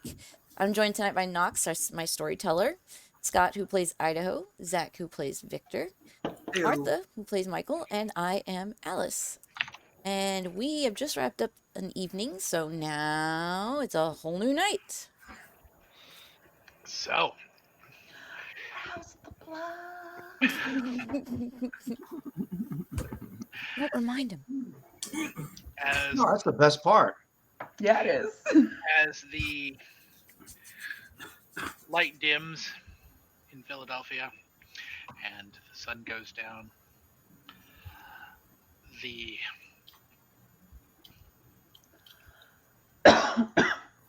Al, you wake up to Lane already gone. Ruby is sitting on the couch and she had her head in her hands and she seems really upset. Yeah, I crawl out of bed and go sit beside her and try to coax it out of her. Hey, I know last night was fucked up. I'm doing everything I can to get that bitch out of our lives. She says, she goes, you know, I know how strong Vic is, you know, like you've told me the stories, and I've seen, you know, the things that Idaho and Michael have done, and I've seen the things you've done, and I remember all of the nightmares when we were locked up. She goes, but she goes, what do you even do against somebody who literally made, and she points to the coffee table. She goes, she's the shadow from the coffee table to strangle me. Yeah, it's an interesting ability, but She's like, if how do you, what do you even do against that? you, not as much as maybe me or the others who have been around a bit longer, but may not believe me, and you know, despite these insane times, I am doing what I can to protect you. I She mean, goes, was she in danger? Like, could she go without breath? so to answer that question, Michael, the answer is, could she have? Yes. However, to more directly answer your question, was she in danger? Oh, almost assuredly. Uh, this, you don't get to the position in the Camarilla of the Scourge without being a blunt instrument, for lack of a better terminology, who has no problem with violence and murder. So was she in danger? Oh, absolutely. Just not for probably the reasons she thought she was. Ruby turns to you, Al, and she goes, I don't understand. She was ranting like a crazy person, saying how I'm some sort of abomination, but like she's just like we are, right? Like what makes her so much better than me? She's a fucking Nazi. She's not better than you. She's just a racist. She's just a fucking racist, just like in our before lives when people took one look at you and made a fucking judgment before getting to know you or speak to you. That's all she is. She is a weapon for her people. And she knows it. She knows she's being used. She fucking probably hates herself for it. And that's just more fuel for her fire.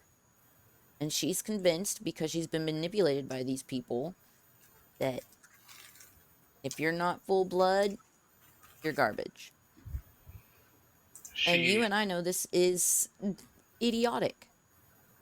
she nods, and she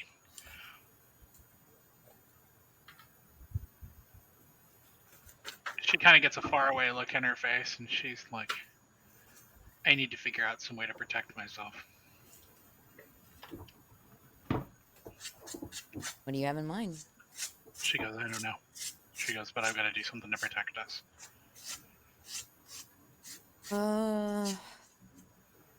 Storyteller, what are her skills? If I were to bestow upon her a weapon, what would her skills lend to? So, Ruby Can walk around during the day like other vampires cannot. that is in fact a pretty big skill for her. But she knows that, and that's not giving her comfort. Right. She does not have anything in firearms, melee or brawl. She is fairly stealthy. She also has she got a decent amount of survival skill and larceny to her. She can drive fairly well. Because somebody's got to.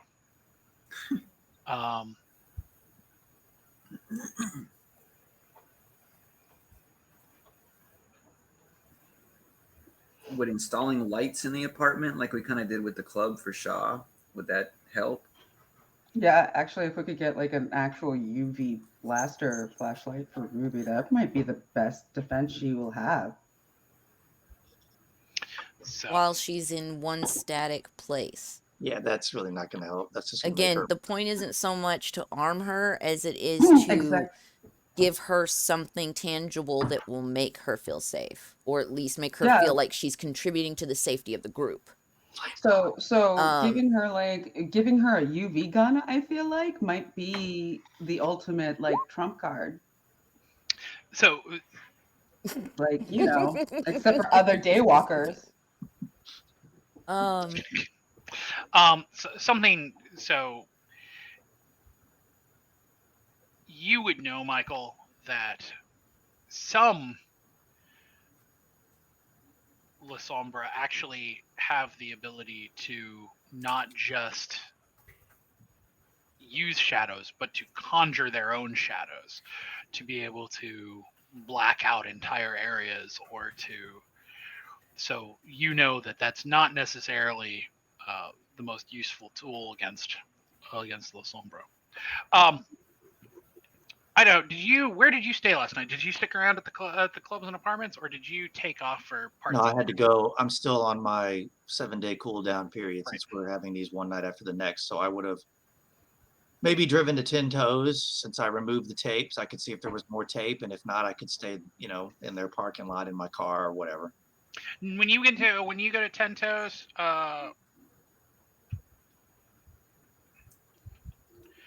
when you go to 10 Toes, there's no tape there. No, nothing's been changed since you were last there. So I just pull around back and sleep in my car like I've done before. And not a single person bothers you. In fact, you think that when you wake up, Brutus is able to get out and do his business there behind the building, and you think that maybe even more so because of the fact that this place looked like it was, a police scene, and then, nothing happened with it and kind of broken down, that this might actually even be a little safer than it was under normal instances, because people would assume that it's, someplace to be avoided. Yeah. Okay. Nice. And then, of course, typical, I'll just head to the apartment.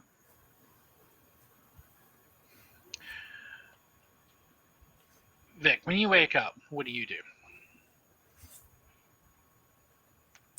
I guess go check in with Romano and Harvey. When you get to the front door and Romano and Harvey shakes his head and goes, well, they're persistent if nothing else. Is the limo still there? Romano says the limo left just shortly before dawn, but the limo has returned. Okay. Makes our club look like we're important.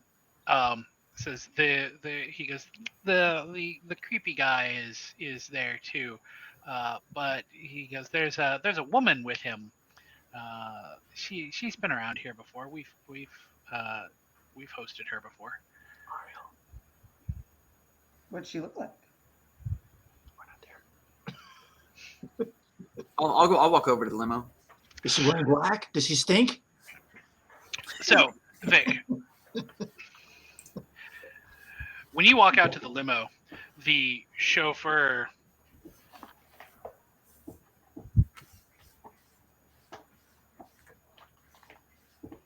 does his best to straighten his face and says, "Man of the hour, you finally arrived." I hate this dude so much. God, I know. Give him a big Unfortunately, I'm not going anywhere with you right now. I just thought I'd let you know I'm here. We haven't. Our coterie has important business tonight. We're going to be attending to, and Carmine owes Michael a phone call. So I mean, until that happens, he opens the door, and Ariel steps out. And she goes, he knows he got the message. She goes, "This is more important for you. You should come with me." I think what's going on tonight is more important for She all goes, of "We us. know about what's going on." She goes, "We know what's going on tonight." She goes, "You got plenty of time." Okay. Don't buckle. Don't buckle. You haven't heard from me.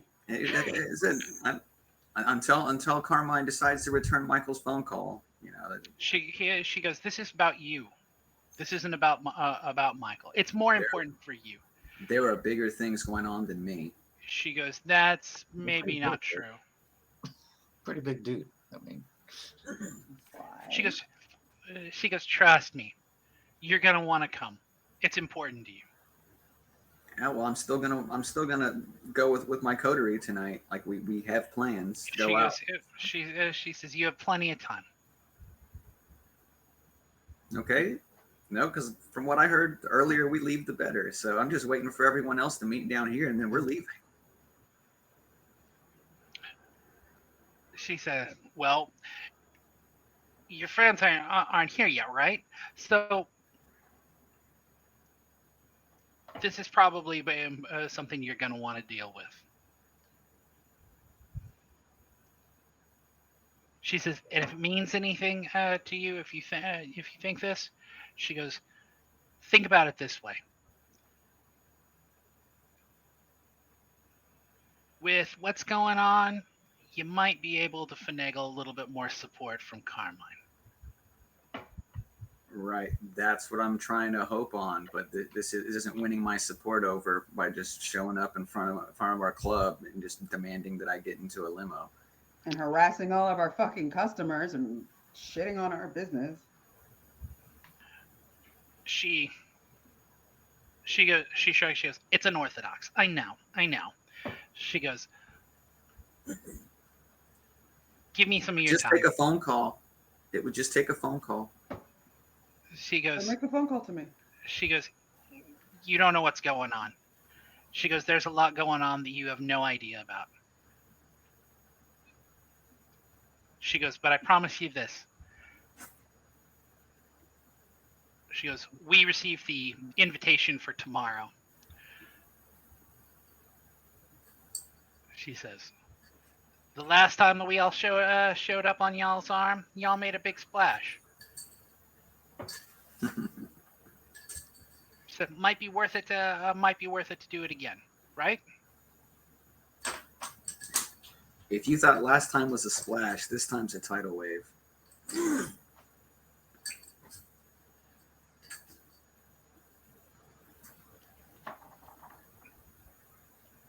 She says, "Obviously, I can't force you. And I wouldn't if I could."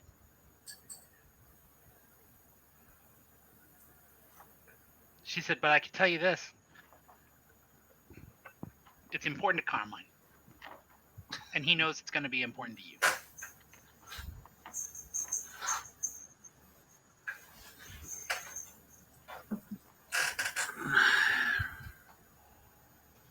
Could call Michael.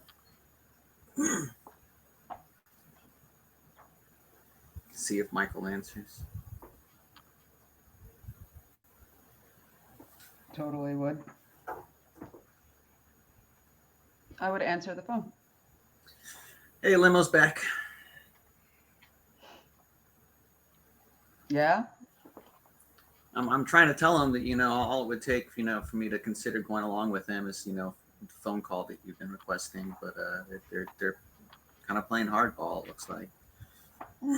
I like do a stretch and I'd be like, right, give me 2 shakes. I'm gonna check my voicemail.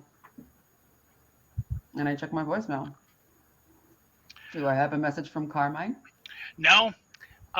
You do have several messages on your voicemail, however, from numerous people who are wondering if what's going on, if you have any ideas. Threnity's called you wondering what's going on with Elysium, if you're going to be there. You have a call from Gigi asking where you are in his usual fairly caustic tone. You have, and the last 2 messages, one is from Sabine, who says,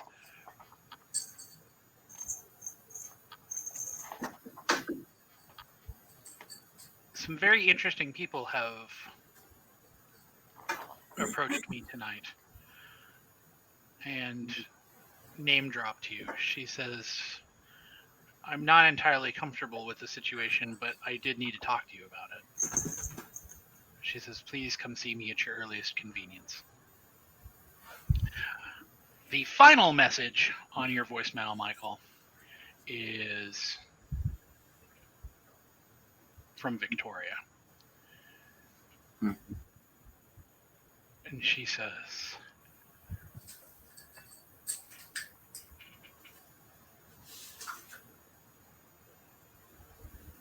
the meeting, the Elysium that's being called is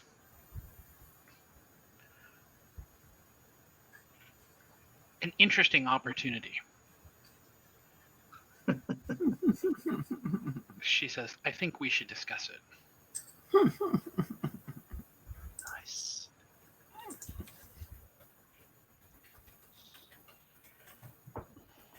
But you do not have a voicemail or a call from Carmine.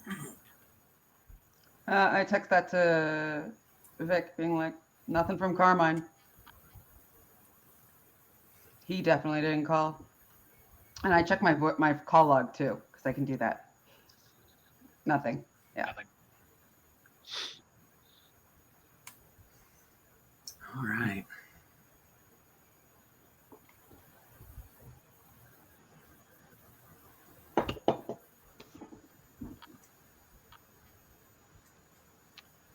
So, what are you going to do? I'm gonna go back to the door with Romano and Harvey for right now, and I'm just gonna wait for others to start showing up. So you don't even say anything? You just turn on your heel and walk off? I say Call them a liar to their face. No, I just say it looks like Carmine hasn't called yet. And turn around and walk off. Ariel very pointedly says he's not going to. This isn't between him and Michael. No, but we have business with Carmine, and we would need to get. She says he has business with you. Okay, just me. Like he won't be with anyone else from the coterie. Just me. She goes, this is a matter about you. No, it's up to you, says, Vic. You're gonna roll the dice or what? She says, you want to put a feather in your cap and put some muscle behind yourself? She goes, then you'll come with. She goes, but I could tell you, you don't know some things that are going on in town. All right. And she says, and you're gonna want him. All right. I'm texting Michael, saying I'm gonna go ride with them and just see what they have to say. Okay, and then I'm gonna say activate Find My Phone. Okay, so Vic, you're getting in the limo. We're gonna come back to that in a minute. Michael, you wake up. You've already checked all of your voicemails and everything like that. What's your first thing that you would do?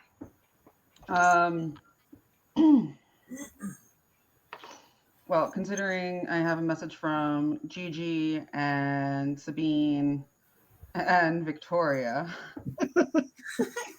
Am I missing anybody?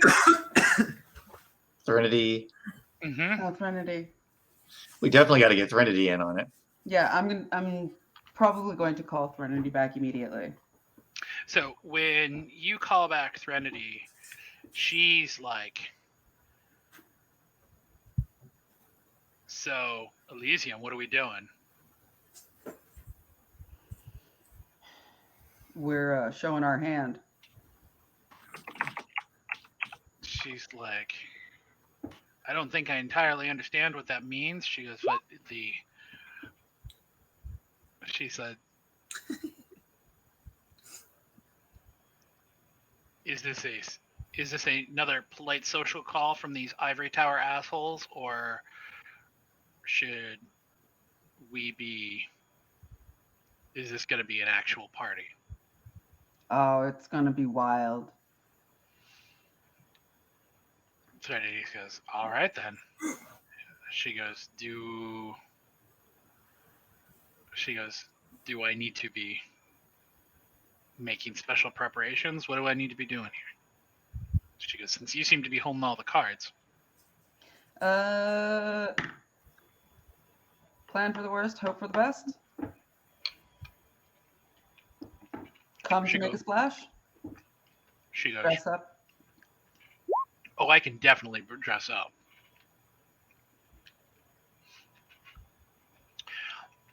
She goes, "All right then." You and yours are good. And any electronics you don't want to get wet, make sure they get put away.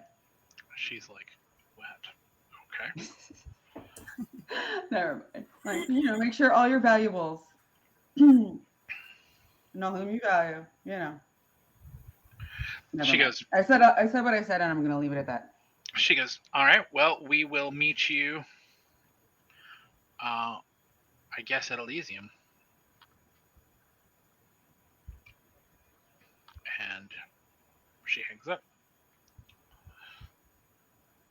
Was there anything else I could get from her? Like, we have all the stuff. Okay, that was it.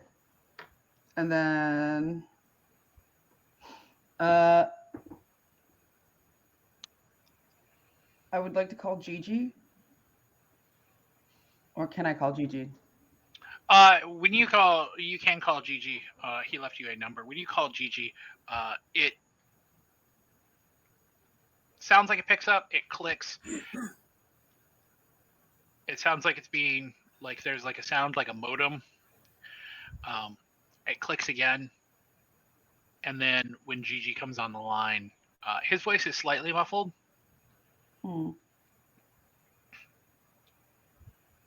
He says, "It's fuck o'clock right now. Where are you?" Starting the day. He goes, "Well, the day's already started. When are we going to see? When are we going to see you guys? Because we need to make sure that we get all of this out.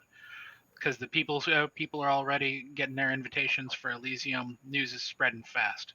People are starting to freak shit." I'll be on my way right to you. Got to do one stop before. He goes, "Normal welcoming party will be out there," and he hangs up. I'm gonna text everybody. Vic, not like everybody, just Idaho and Alice, and be like, Vic went on a expedition. He's gonna come back with some info. I say we start heading towards GEG. But I need to take care of something really quickly. Okay. So what is this thing you are going to take care of? I am trying to figure out really when. Give me a pause. One Okay. second. Alice,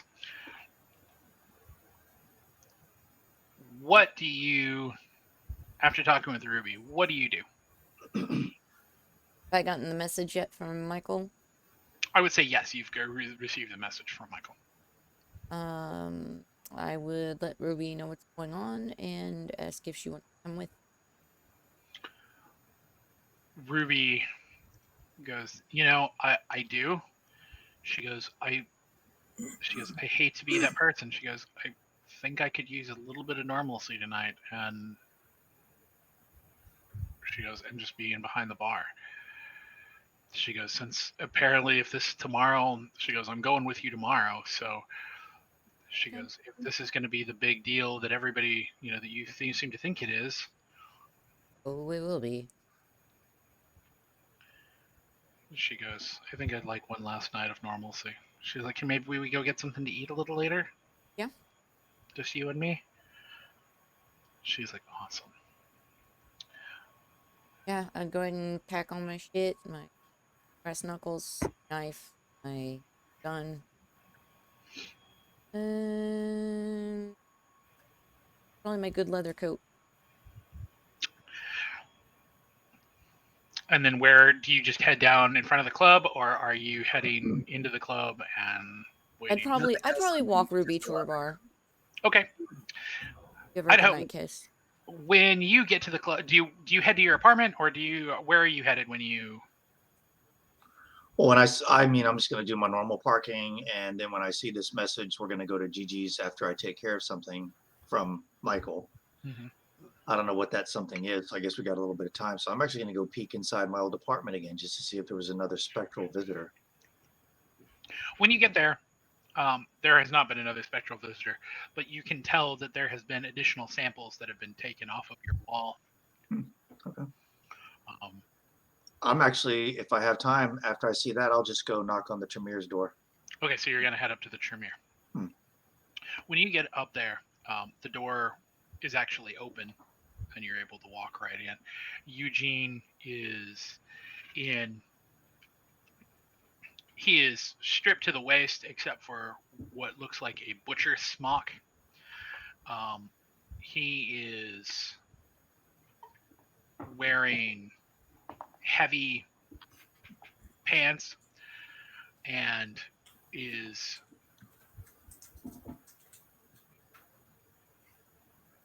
surrounded on a giant table that he has divided up basically into thirds.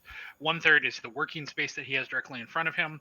Another third is the scraps and samples and things that he's gotten from your room, from what you wrote, the note you gave him, things like that. The third is just a giant collection of chemicals and beakers and books and notes that have been kind of scribbled together, and he's kind of moving in a circular motion. He takes something from the scraps, moves over to the to where he's working, does some tests, and then seems to move over, take some notes, look through things, and in a circular motion on and on. When he sees you come in, he gives you a kind of weak smile and says, I wish I had. He says, I tried to wake a bit early. He goes, I wish I had some news for you, sir, but unfortunately, I have only just begun. He says, the only thing that I can tell you, however, is that Samuel was correct. About Abigail? He says, yes. He says, yes. He says, Adelaide is certainly a part of this mixture, but it is not just her. There are others, and unfortunately, it is taking time to sort them out. Well, I mean, this might give us a great lead onto where she is, and we'll have to try to get back there as soon as possible. Would you want to go with us when we go? He goes, I would gladly go with you. He goes, unfortunately, it looks like I'm going to be continuing to be working at this all day. There's something here that is tricky. It is not right. Well, that doesn't make me super eager to go back to the warehouse, except to expedite, rescue. So here's my number. Please let me know as soon as you find out anything that might be helpful to this. He absolutely takes the number from you and exchanges information with you, so you now have Eugene's number. Nice. And he leads you to the door. Before you leave, he says, I know that my compatriots, my family, leaving is probably a bit disconcerting. He says, I wanted to let you know that we have been extremely thankful for the hospitality that you and your Baron have shown us. He says, I am sure that once this is blown over, that they will return. He says, but he says, some of us have longer pasts than others. Sure. You guys have been a great help for us. You're helping us right now. But the cams are leaning hard on us in this city, and Shaw is leaning hard on us in this city, and it's important that we all stand together to fight against that, or we're going to always be running whenever the wrong person pokes their head up out of the hole. He nods, and he says, I understand. I agree with you, which is why I am still here. And he says, however, what is the saying? There is always a bigger monster.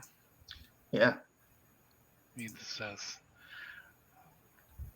some of us spend our nights just trying to stay ahead of its jaws.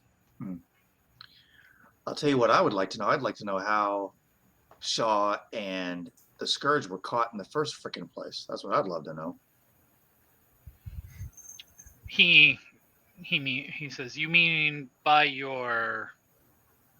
by the Inquisition?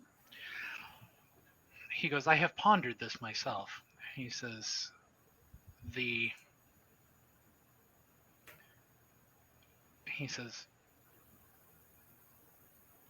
I believe that, at least with Madame Scourge, that capturing her would have been simply a matter of public necessity.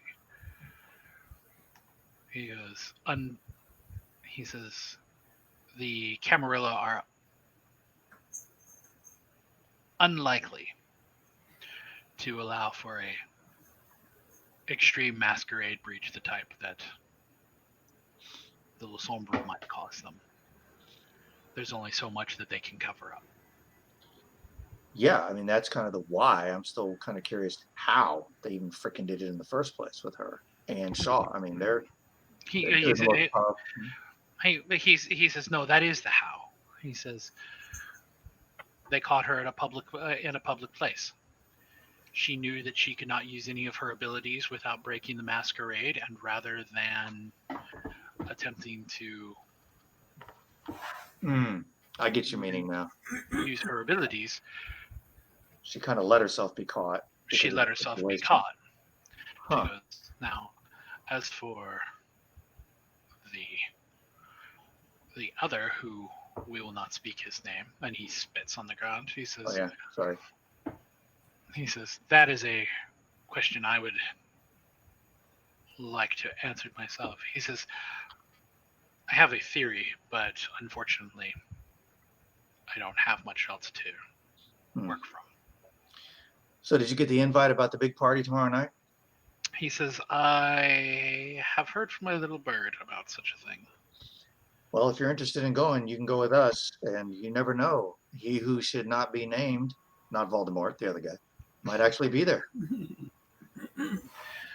He goes, He was last time. he says, this is not how one asks another on a date, as it were. I know nothing about dates. What are you talking about?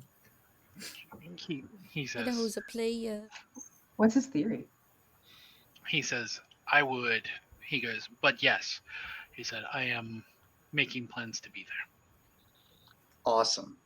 Well, again, if you find out anything that you think could be useful for us in this hunt for what's going on in the warehouses and how to find your friend, please text me. He says, I will. All right. He says, he looks down at the grease and vitae concoction,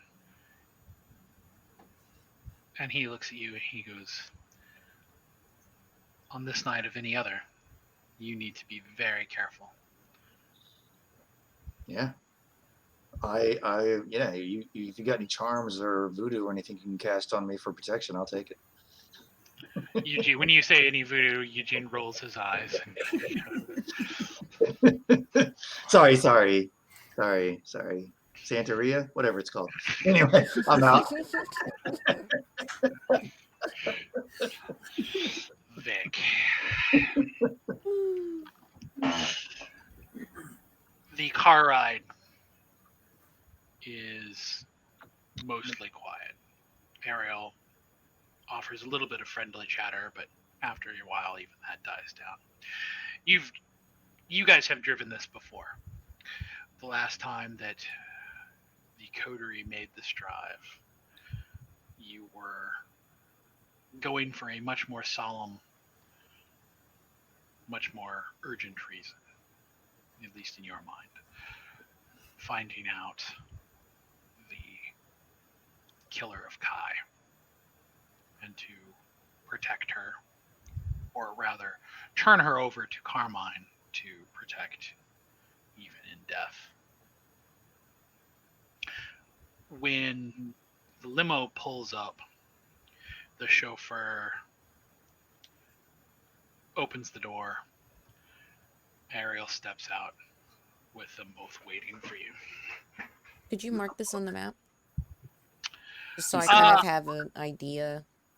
I will actually, the next time that the map is up, it will be completely updated with all of the varying spots. Okay. So, Vic, where do you step out, or? I guess, yeah. So when you step out,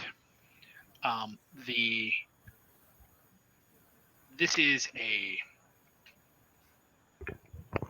old style funeral home. Crematorium, there's a giant graveyard that's there. You know about the chapel in the back, which is where last time you saw Carmine. You guys didn't come in the front way the last time. Here, parked under the overhang, beneath the door, you step out. Ariel and the chauffeur are there.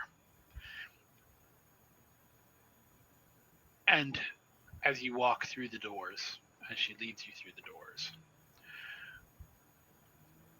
the smell is almost overwhelming.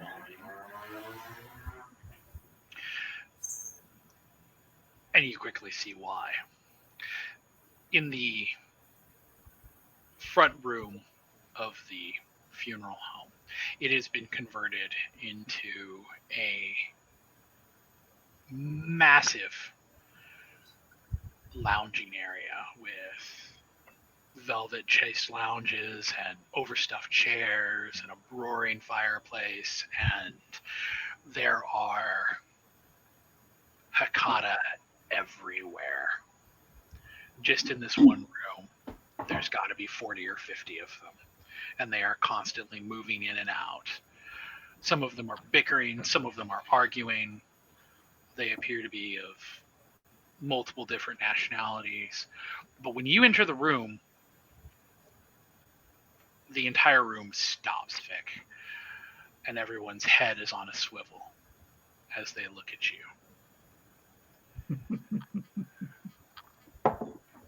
That's not creepy at all. Ariel looks at them and kind of puts her hands on her hips and says, "Mind your own business. He's here. He's here for Carmine." That does not do anything to prevent them from. Right. She leads you up a staircase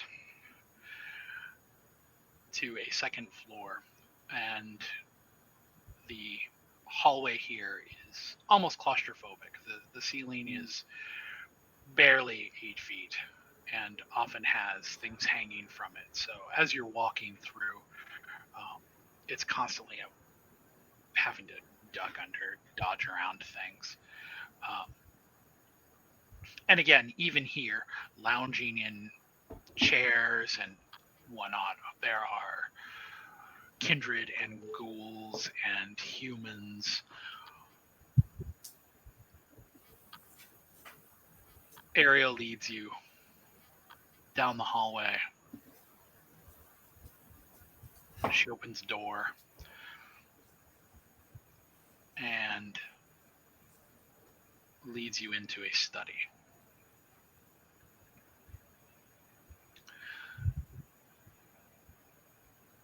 Sitting at a desk, writing with an old school fountain pen with an inkwell and everything on the desk is Carmine. When he sees you, he stands up, walks around the desk in a not particularly hurried fashion, and he offers you his hand. Shake his hand. You shake it. He clasps his other hand over yours, and he looks you dead in the eye, and he goes, "My boy, I owe you a tremendous boon, and I am sorry."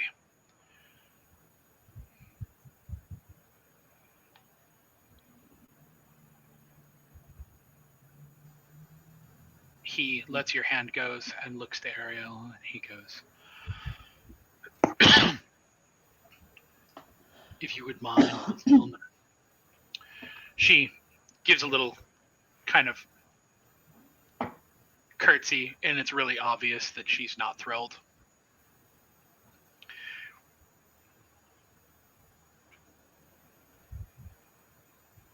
And then you smell it, Vic. It is the smell of that bakery in New York with the sweets.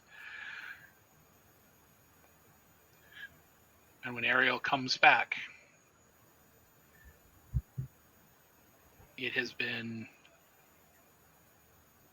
over 20 years. But you would know that little girl's face anywhere. Oh, shit.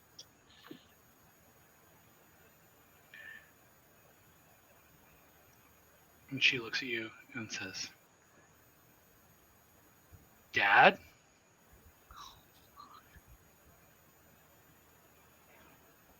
Maury said you are the father. I'm not actually.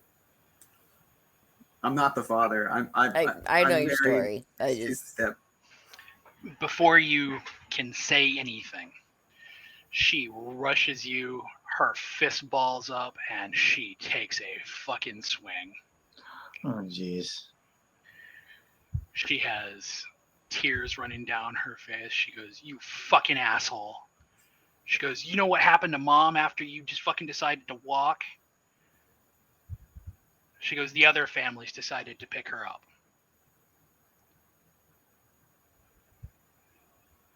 She said, you decided to vanish off in the middle of nowhere and you left us. Well, something happened to me that I didn't think I could take home. She goes, so instead you let these assholes. She goes, Mom's fine, by the way. She remarried into this family. Carmine looks at you, Vic, and he goes, we have a problem. She goes, your daughter has become someone of import to the families and is, shall we say, on the short list.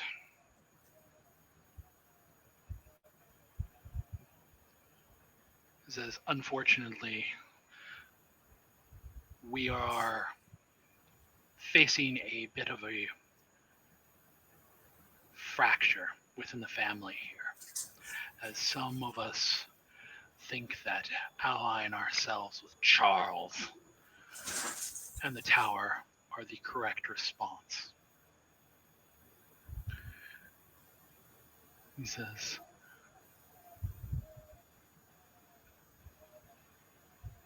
I fear that she is both important and in danger, as there are some who would remove her from the equation. How much does she know? She sneers and she goes, fucking everything. She goes, more than I want. And she folds her arms. Carmine says, I had hoped that this would be a problem that would have stayed in New York. But as you can see, New York's problems are becoming Philadelphia's problems. He says, I think the best option here is for me to turn her over to you and for you to keep her safe. He says, she has her own club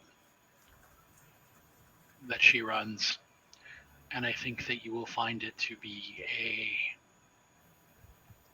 useful hive of business for information. He says, but I'm asking you this as I give you a major boon. He says, I am entrusting that you will keep her safe and unchanged. Trust me, I have no inclination to bring her into this life. He goes, Any good. more than she already is. He goes, I have already been notified that you have other engagements for this evening, so I will not trouble you or darken your doorstep any longer. And actually, we were trying to get a hold of you regarding those engagements too. Michael had been waiting for a phone call back from you, but the business I have had with you supersedes anything with Mr. Starwell. Said this. He goes, I understand that the matters of import for Philadelphia are on the table. He says, this is a matter of import for my family, and thus supersedes that business. Says, however, I do owe you a major boon. So if you need some assistance, he goes, then you have but to ask, and I will be more than willing to acquiesce. He says, on the other hand, as you know, prestidigitation in our culture lasts forever. So there may be another occasion you might want to pocket that for. But I leave that choice for you. I'm not asking for a boon now. I'm just going to give you a heads up that the events of tomorrow night's Elysium are going to be one which are probably going to shake things. And you're probably going to want to make sure that Charles and Victoria don't have a way of escape. Or an And that's all affiliation I'm with gonna you. or an affiliation with you and or some others, because He ponders that for a second and he goes,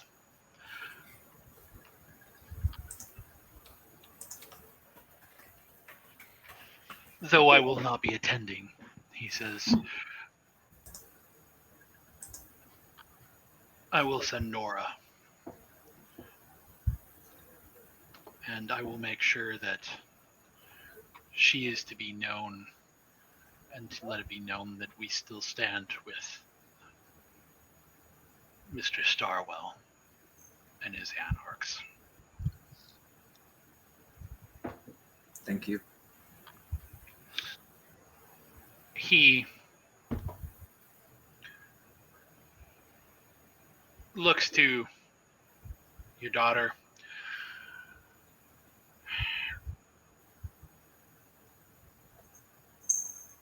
She rolls her eyes and then gives Carmine a hug.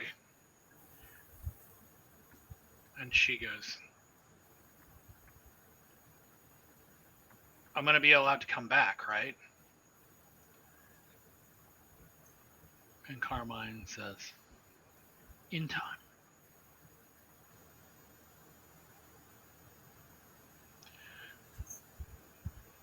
Ariel looks to you, Vic, and she goes,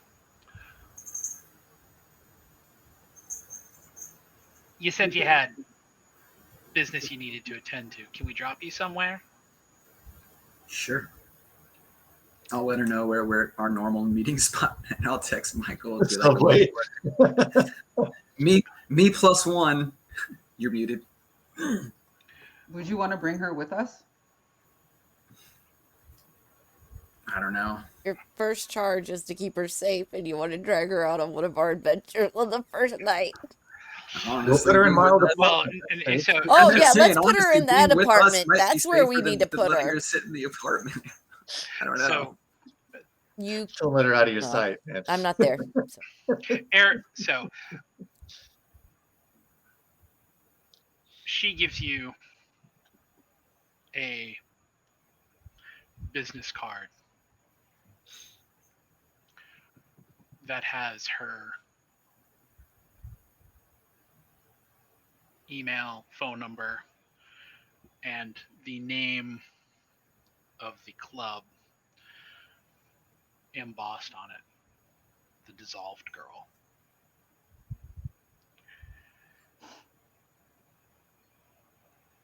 You notice, even though Ariel has to read it to you, Looks cool. it's actually on a playing card.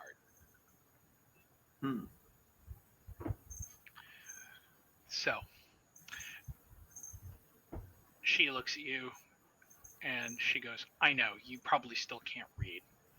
She takes your phone and enters the information into your phone. She goes, I have my own apartment. She goes, I have my own place. She goes, we need to have a talk. She goes, Yeah. it sounds like you've got something more important to do. Shock. Oh my God. Is she 12 or like 25? She says, She's an But- abandoned child. she says, when you're ready to have a conversation, she goes, this card will get you into the club.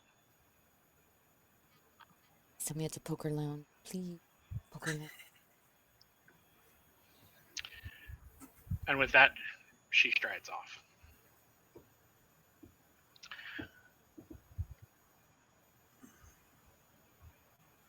It's good seeing you too.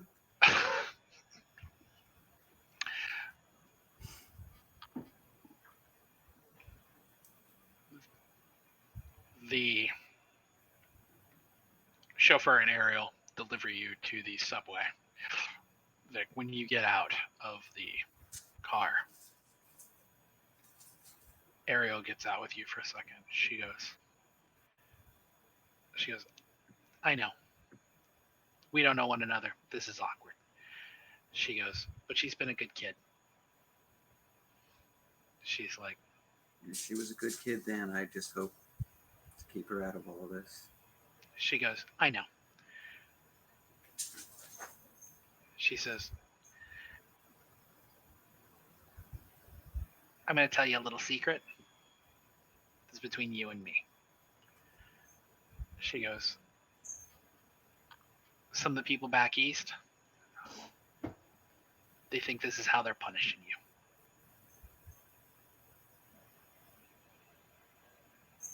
You disappeared, so they went after your family.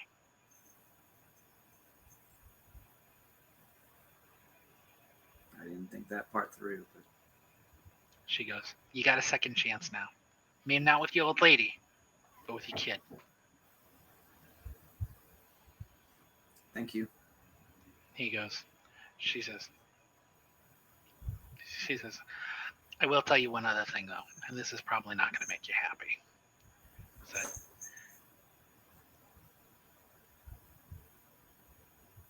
she knows about all this. Said she wants to be a Rossellini. Carmine thinks she's got what it takes. But some of the other families, they don't want to see that.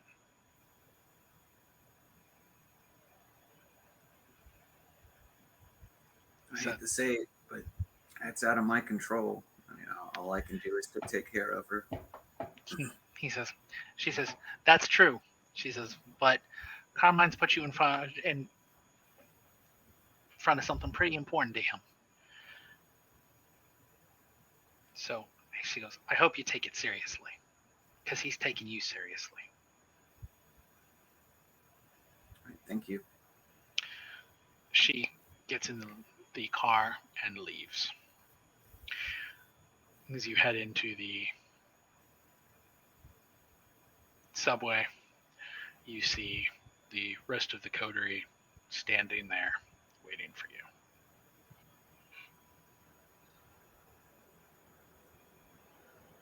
Hey guys, Hey. how's it going? So just chatted with Carmine. Things are good.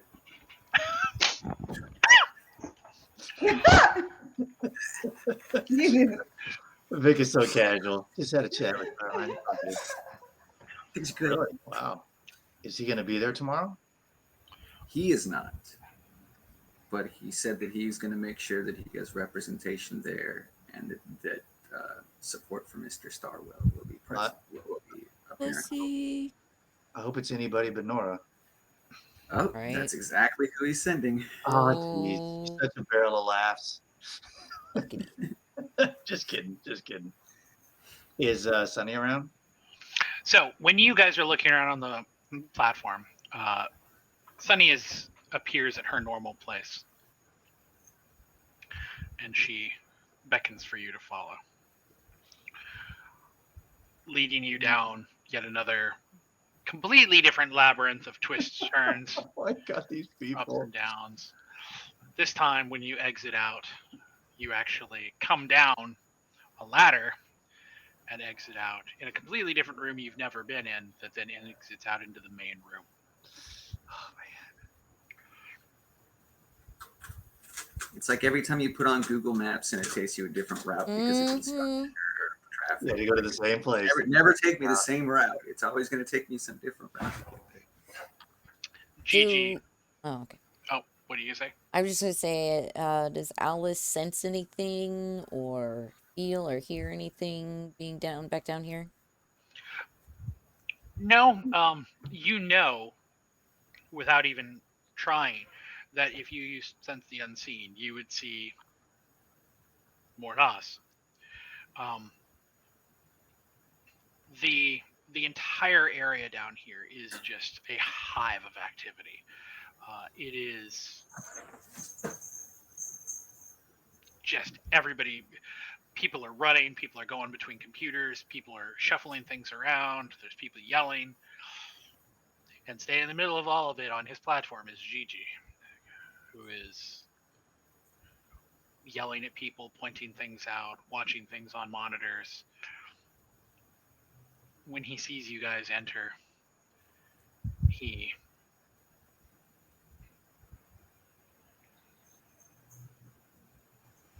kind of holds his hands up. He goes, "You ready for tomorrow? It's your show." We're getting there. We're more ready now than we were last night.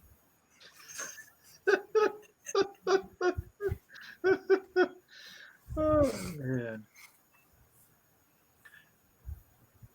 Gigi looks at you, Michael, and he goes, He goes, "What are we putting out? How do you want to do this?"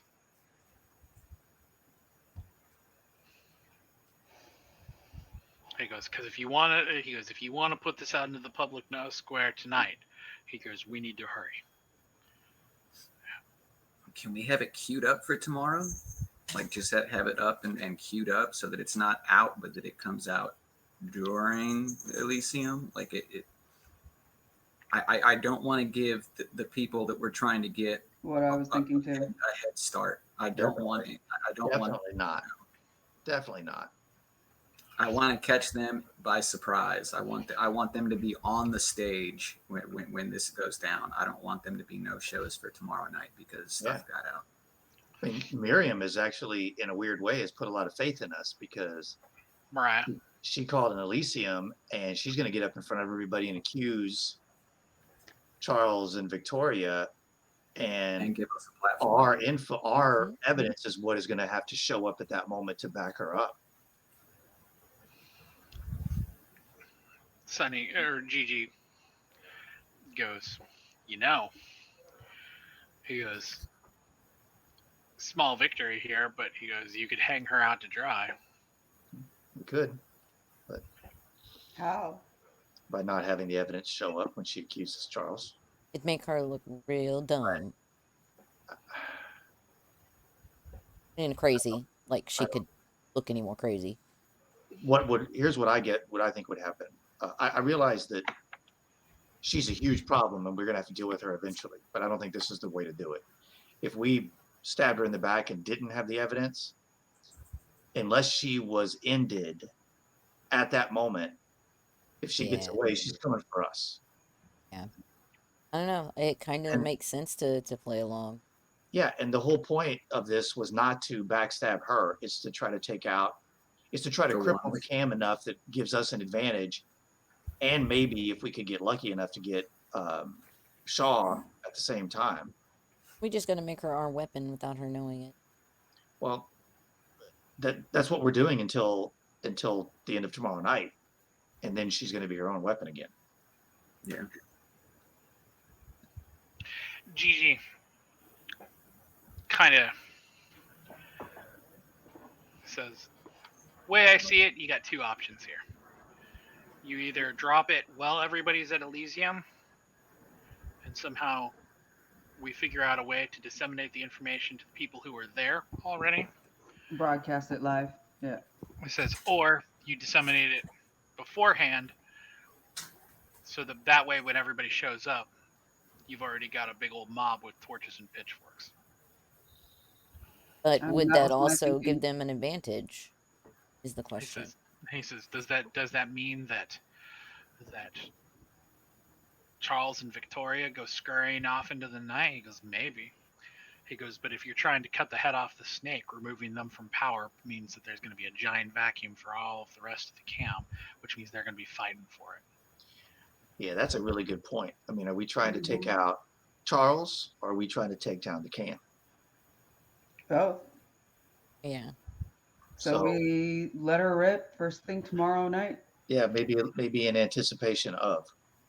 Yeah. Though, to keep this in mind, If we release the information too early and Charles does not show up, is Miriam going to be pissed off at us?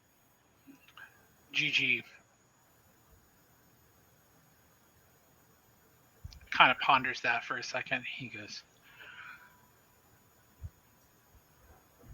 I have to think that bitch is probably going to be too busy trying to hunt Charles to worry too much about you. Which is what I was thinking too. Yeah. Send her off.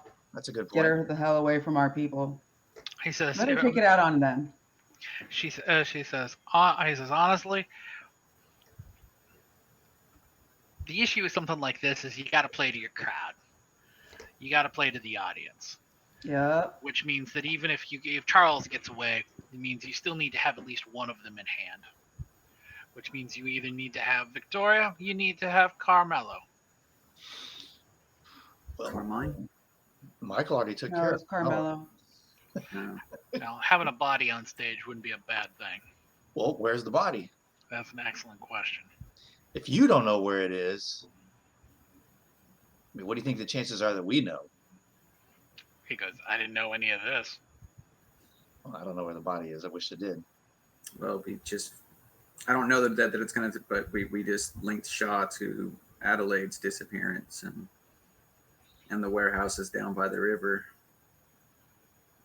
Possibly, yeah. But that may be Would an Gigi?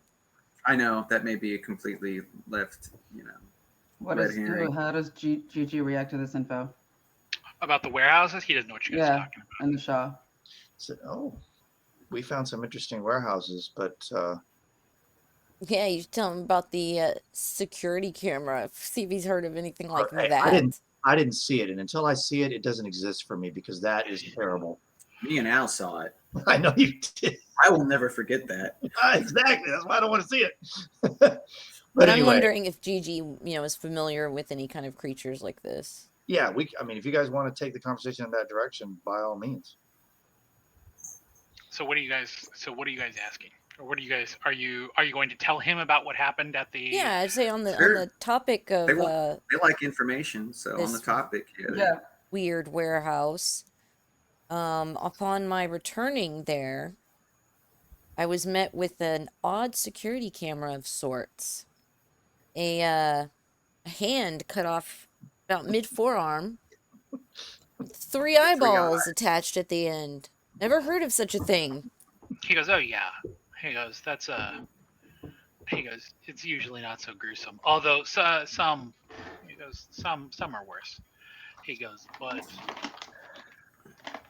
a lot of times, he goes, the flesh crafters in our midst. He goes, back in the day, you weren't old enough to know any of this yet. He goes, but back in the day, when they were still actively a huge part of the Sabbat, he goes, Zmitzi used to take fields of people and chop them up like it was a butcher shop. Get a bus full of people, hack them up, start mixing and matching shit. Of course, you always got leftovers, right? There's always something left over here, something you don't need. So they started getting practical with it. Stitch some eyes onto a hand, give it a little bit of sentience, stick it somewhere. You got yourself a perfect security camera. And this would be operated how? Like somehow psychically linked to the creature? Or it's transmitting? How? He goes, yeah, there's a little bit of their blood in it, so they know. Okay. He says, it's a little So bit like should have kept the hand. He's like, it's like a ghoul. Right, okay. It's And just- any reason that they might be centered near these... practitioners. What? I was going to say, any of these known practitioners from before our time, were they called? What was his name in the prison? Abraham? Abraham, yeah. He goes, that guy, Jesus fucking Christ. He goes, he liked to call himself Unbound. He's like, but the crowd he hung with was pretty tied up to the Sword of Cain. He's like,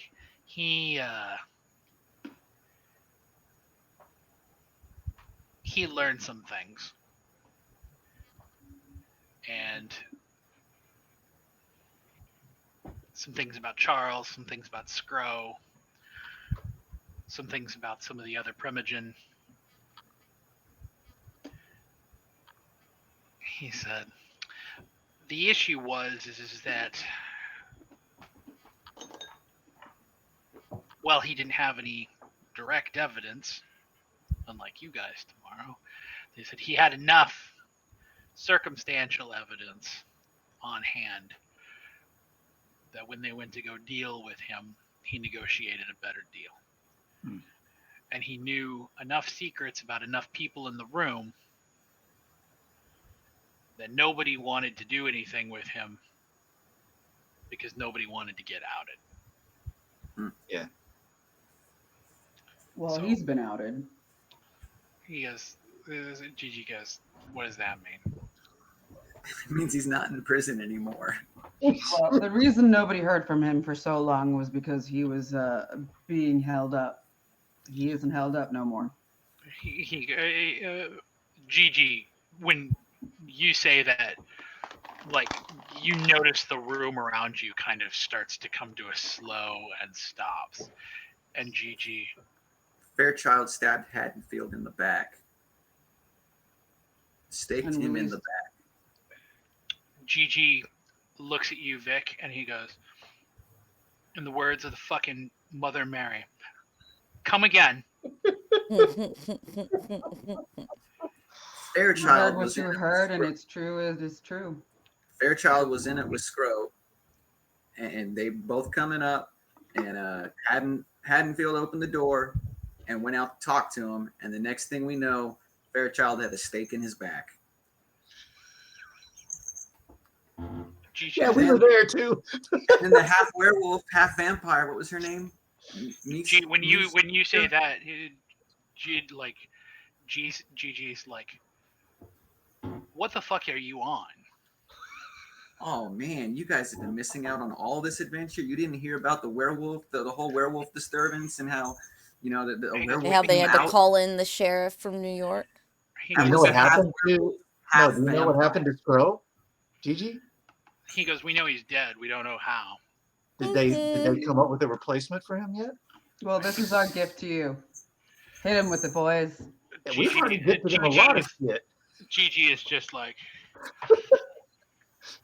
This is how we got the You hard guys drive. give away so much free info. so Gigi is like, wait. So let's back this the fuck up. He says, Hmm. from the top, you're telling me, I'm guessing, that Fairchild's dead, Yes. that Yeah. He's dead. that Abraham is now running loose, Yes. Yep. and that there was some sort of abomination fucking werewolf hybrid that was involved in all of this. Yes. Yeah, killed Skro. Says, I'm gonna say this once. I'm gonna say, you're never gonna repeat any of these fucking words ever again. That's a great idea. Okay. Because- That'd be a good bedtime story. Because He says, because if certain people found out that Abraham was on the loose, there'd be a fucking panic. He goes, 2, said, if it was found out and widely known and understood that there was a vampire werewolf that was running around with the Well- rest of the packs, he goes, there'd be Archons and Justicars here within days. Yeah, we don't want that. He says, and 3, if they found out you guys were involved in this, he goes, there is no hole deep enough that you could hide. He We didn't goes, do it. the fact that you were there and you knew, I don't know what Vic's talking about. said, so here's the first secret that I'm going to keep for you. None of this happened. You didn't say anything. Shut your fucking mouths and let's focus on tomorrow. Perfect. He turns to the rest of the room because everybody's like staring. Yeah, everybody heard. He looks at everybody. He goes, if this gets out of this room, he goes, I swear to fucking God, I will find out who did it. You will see the fucking sun, and not before I fucking torture you. He turns back to you guys. He goes, what is the game plan for tomorrow? He says, and while you're thinking about it, before you tell me what the game plan for tomorrow is, said, be thinking in the back of your heads about how you're going to fix this other problem. Because Abraham is a giant fucking problem. Abraham is all of the worst parts about Shaw matched with all of the political know-how of fucking Charles. Does Abraham like Shaw? I don't think they know one another. Maybe we should But Abraham likes the cane. Abraham likes cane. He goes, now he hung out with the Sabbat. He goes, but he never claimed that ideology. Gotcha. Well, neither does Shaw.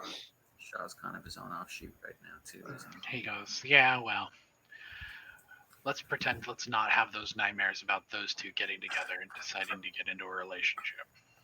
Yeah. I'm more hoping it'd be competition. But... So, or did we decide to release the information first thing tomorrow before the meeting begins? Or like as the meeting's beginning? So, Gigi says, we could wait until people are starting to arrive in droves. Says, but it still leaves us with the issue of Victoria. Said, Do you think there's a way that we could have it broadcast in Elysium? Any way we could project it in through across the road or anything? he goes, you'd have to get inside and you'd have to have access to the actual system. He goes, if you've got, he goes, if somebody you know has some tech skills, they can probably do it, no problem. At this point, I look over at Al and I'm like, my darling. Gigi points to you though, Michael, and says, but you guys need to be at the front. So if you're going to be sending her off on a little bit of a mission by herself, it's all well and good. He says, but you guys have been the face of this. So you guys need to be there to back up Mariah when this happens. Right. Yep. So be there early, be there ready, be there facing the firing squad. Yeah. Shaw might even show up. Who knows? He shakes his head. He goes, somehow I don't think Shaw was going to try for a repeat performance. He goes, I could be wrong. He does have quite the ego. Yeah, I think it also depends on whether or not Shaw thinks Charles is going to be there.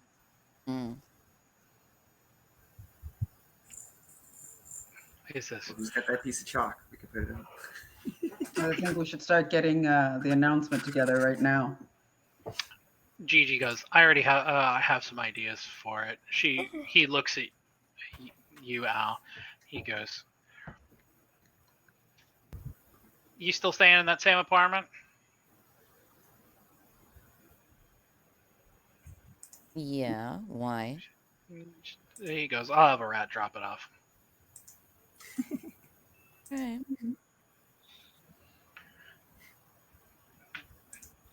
Gigi goes, so we all got jobs to do. Says, tomorrow's your big day. Mm-hmm. Says, don't fuck this up for all of us. No promises.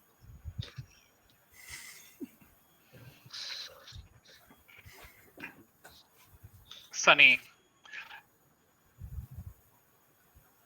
comes to retrieve you guys, and she looks at you, Al, and she goes, "It'll be in your mailbox when you wake up." Appreciate it. Sunny escorts you out.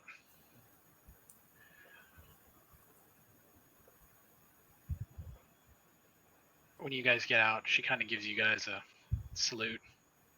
She goes, "You won't see me, but I will be there watching." Awesome. Thanks. She goes, "Break a leg. Hopefully not yours." Take care of yourself. Thanks, kid.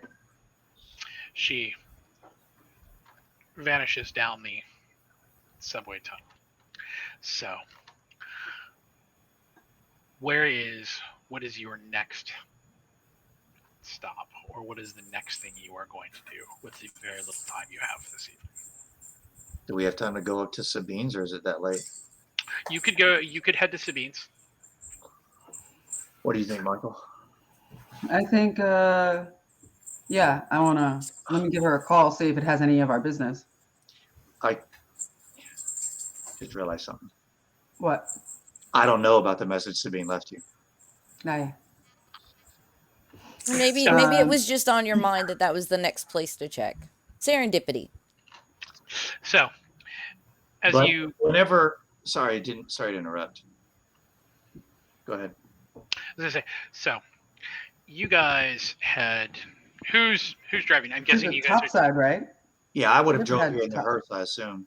Okay, so the subway tunnel that you guys meet at is already halfway there, so the drive is only half the time. I'd like to check my voicemail before I go, see if she said anything else about the people from our side. You don't have any new voicemails. Okay. So when you get to Guilt, it's late in the evening. There's still a couple cars in the parking lot and whatnot, but it is certainly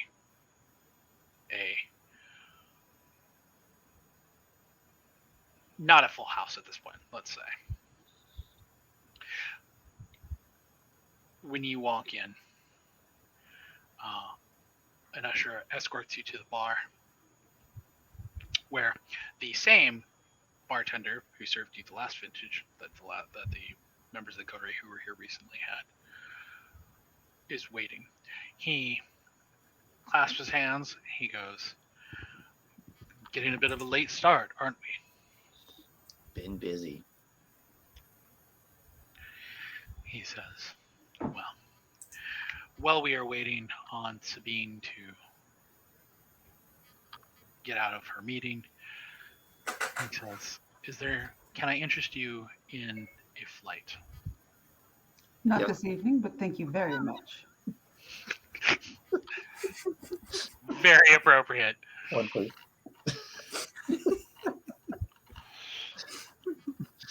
I ain't going to say no. Exactly. I mean, like, Idaho's Idaho, but I'm going to say too. So,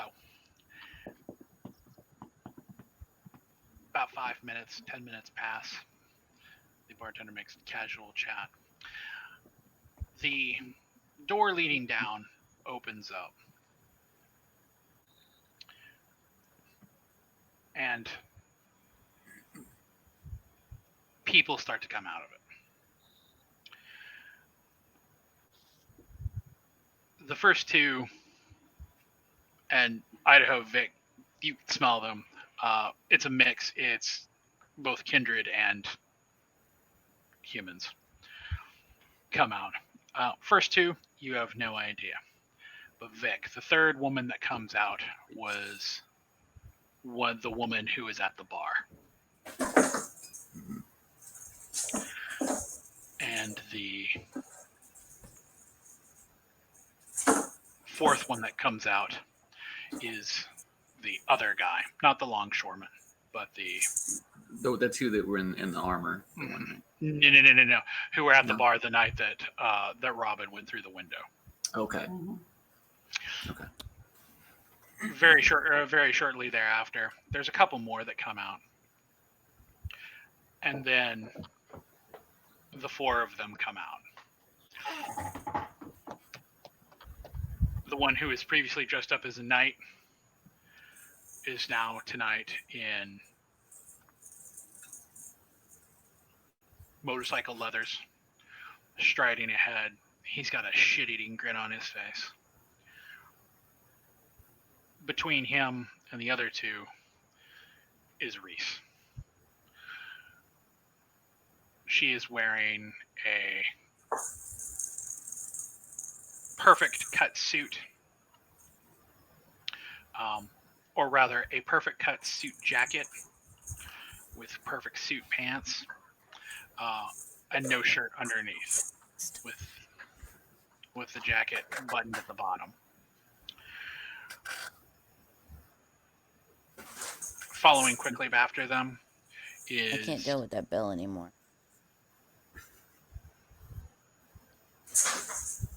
is Cyrus, who is looking, if you called him Mr. Magoo, you're not too terribly far off. And at the back is Genevieve, who is dressed in completely in tactical gear from head to toe, including the baklava. There are a couple more that come out after, and they basically walk from the offices straight out the front door like they own the place. They don't even pretend like they see you. Good. We came up here for that shit. We got bigger fish to fry. A couple minutes later, Sabine comes out. She looks a little worse for wear. Her makeup is a little smudged. Her clothes are a little disheveled. What?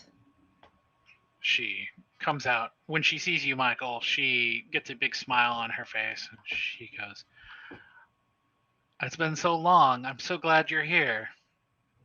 She goes, "What do I owe the pleasure? Did you get my voicemail?"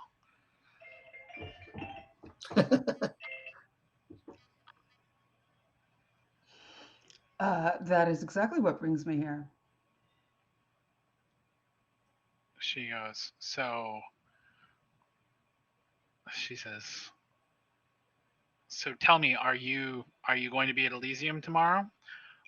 She greets all of you in kind, and it is slightly difficult not to notice the fact that she, now that she is closer, it is apparent that her clothes have been physically roughed up. I lean in and say, "Is there anywhere we could speak alone?" She goes, "The club's about to close." She goes, "And the patrons who are here would never speak against me." She goes, "So feel free to speak."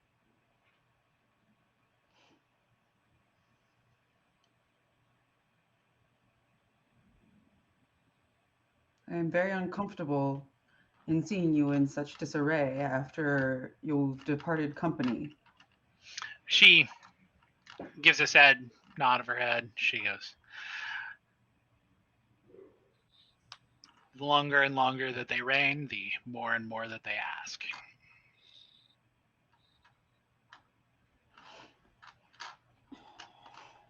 She goes, "Previously," she nods to you, Idaho, and also to you, Vic and Al. She goes, "The last time that we spoke, I told you that they were letting me operate with impunity." She goes, "As of How long did tonight," that last? she says, "as of tonight, that has changed." I wonder who could have told you that. closed down in Right. West Philly. What are the new circumstances of your agreement? She says they want a certain amount where a certain percentage of our product to be delivered directly to them.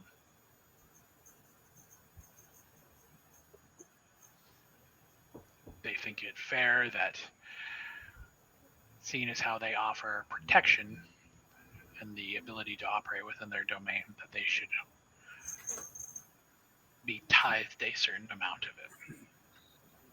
Well, the only protection you're paying for is protection from them. She gives you a sad smile and she goes, sadly, these nights, that's the only protection I really need. Mm-hmm.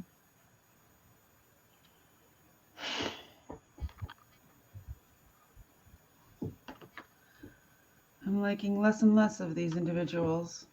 Oh, we need to wipe them out She after tomorrow. looks at you and Michael and she goes, they feel much the same of you. Yeah, but we didn't give them any reason to feel that way about us, so fuck them. She goes, they don't feel that way, but I don't that care. is. How do they feel? She says, to hear Reese tell it, you are just another failed barony.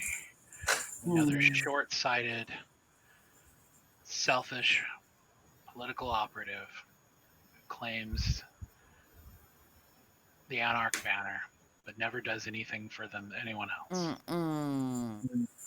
I am so tired of hearing that from assholes that wouldn't even Never gonna consider go away. joining us, even after we've begged. It's never going away. Do we even Doesn't- beg? No, No, maybe not to them, but in general, we have reached out to these various groups and said we want to pull this little UN together. We don't want to change you. We want to bring you into the fold. What And we've on given earth do so they many think people that we could have option, done and it's just sickening. for them? It doesn't matter. It doesn't matter. There's no point even We've entertaining. had this I just wanna know. conversation with them face to face, and they couldn't answer it. Then We met them at the last Mhm. Elysium, and they blew us off and said we Okay. don't do anything to help. I'm talking to her. What was your question? I was like, what do they claim that? How on earth can they claim such things? She says, the primary claims that they seem to have based around the thin blood community, and that apparently there was a time when they came to you for help as they were being hunted, and you did nothing. That is quite a convenient falsification. She says, they also see the fact that you apparently have left potential allies by the wayside.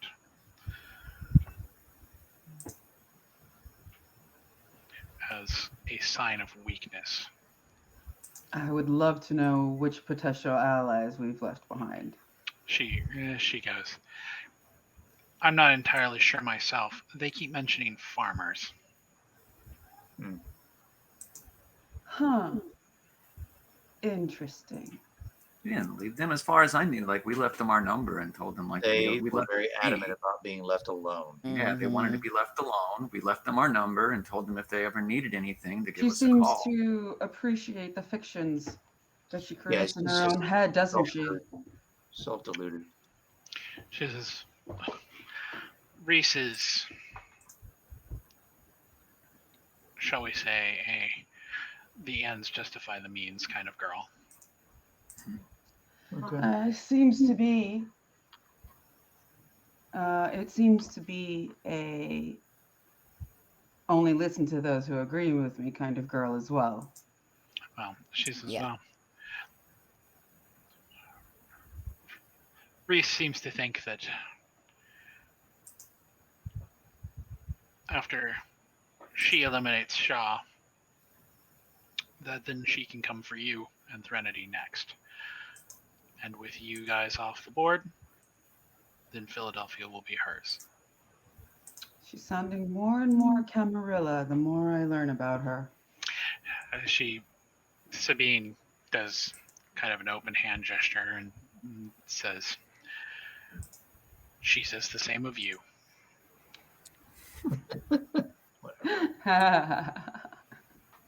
Bitch has some balls. She says, I don't. She says,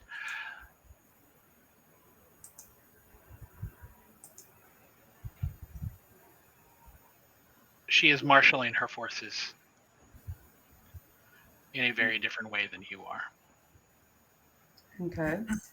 She says, all of those that you saw that walked out tonight, she says, were you watching? She says, because all of those are their kids. They are siring more and more kindred. So they're acting like the Camarilla and the Sabbat. Okay. Maybe that's why she wants to take us out, because she knows we'll rein that shit in. She says, I don't think that that's entirely the reason. I think she simply feels that if she's got more numbers, then she can simply overrun you. She says, Sabine gives kind of a tired sigh and says, unfortunately, though, she does not listen to me. She goes, she puts a hand on your face, Michael, and she goes, not like some people do anyways. She says, I do not believe that she is as well prepared for Shaw as she believes she is.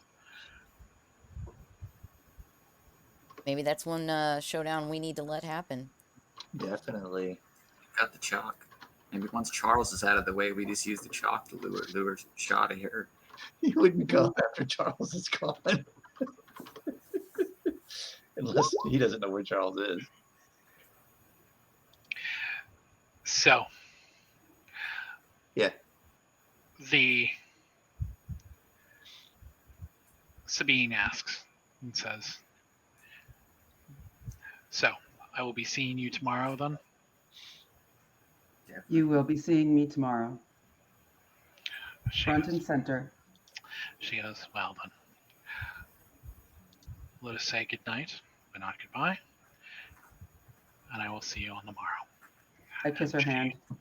She nods and slinks away. And as she slinks away, it is somewhat apparent that she is hiding her bruised ego. So, as you guys drive back to the beacon, final thoughts, Idaho. looking forward to it tomorrow night for sure. On the drive back, I'd have filled them in on my meeting with Carmine. So Your daughter is here? yeah. I would have so many questions. Yeah. Me too.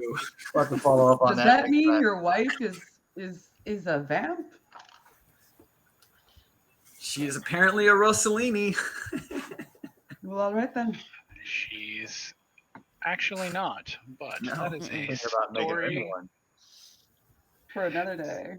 So, Vic, final thoughts.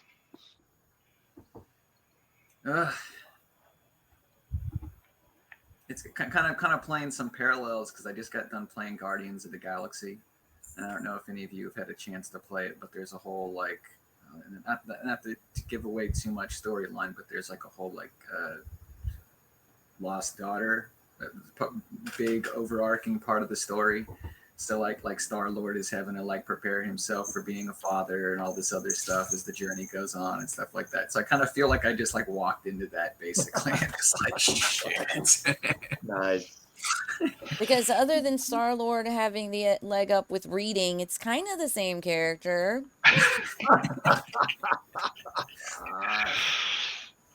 see Vic more of a Drax. Michael, final thoughts.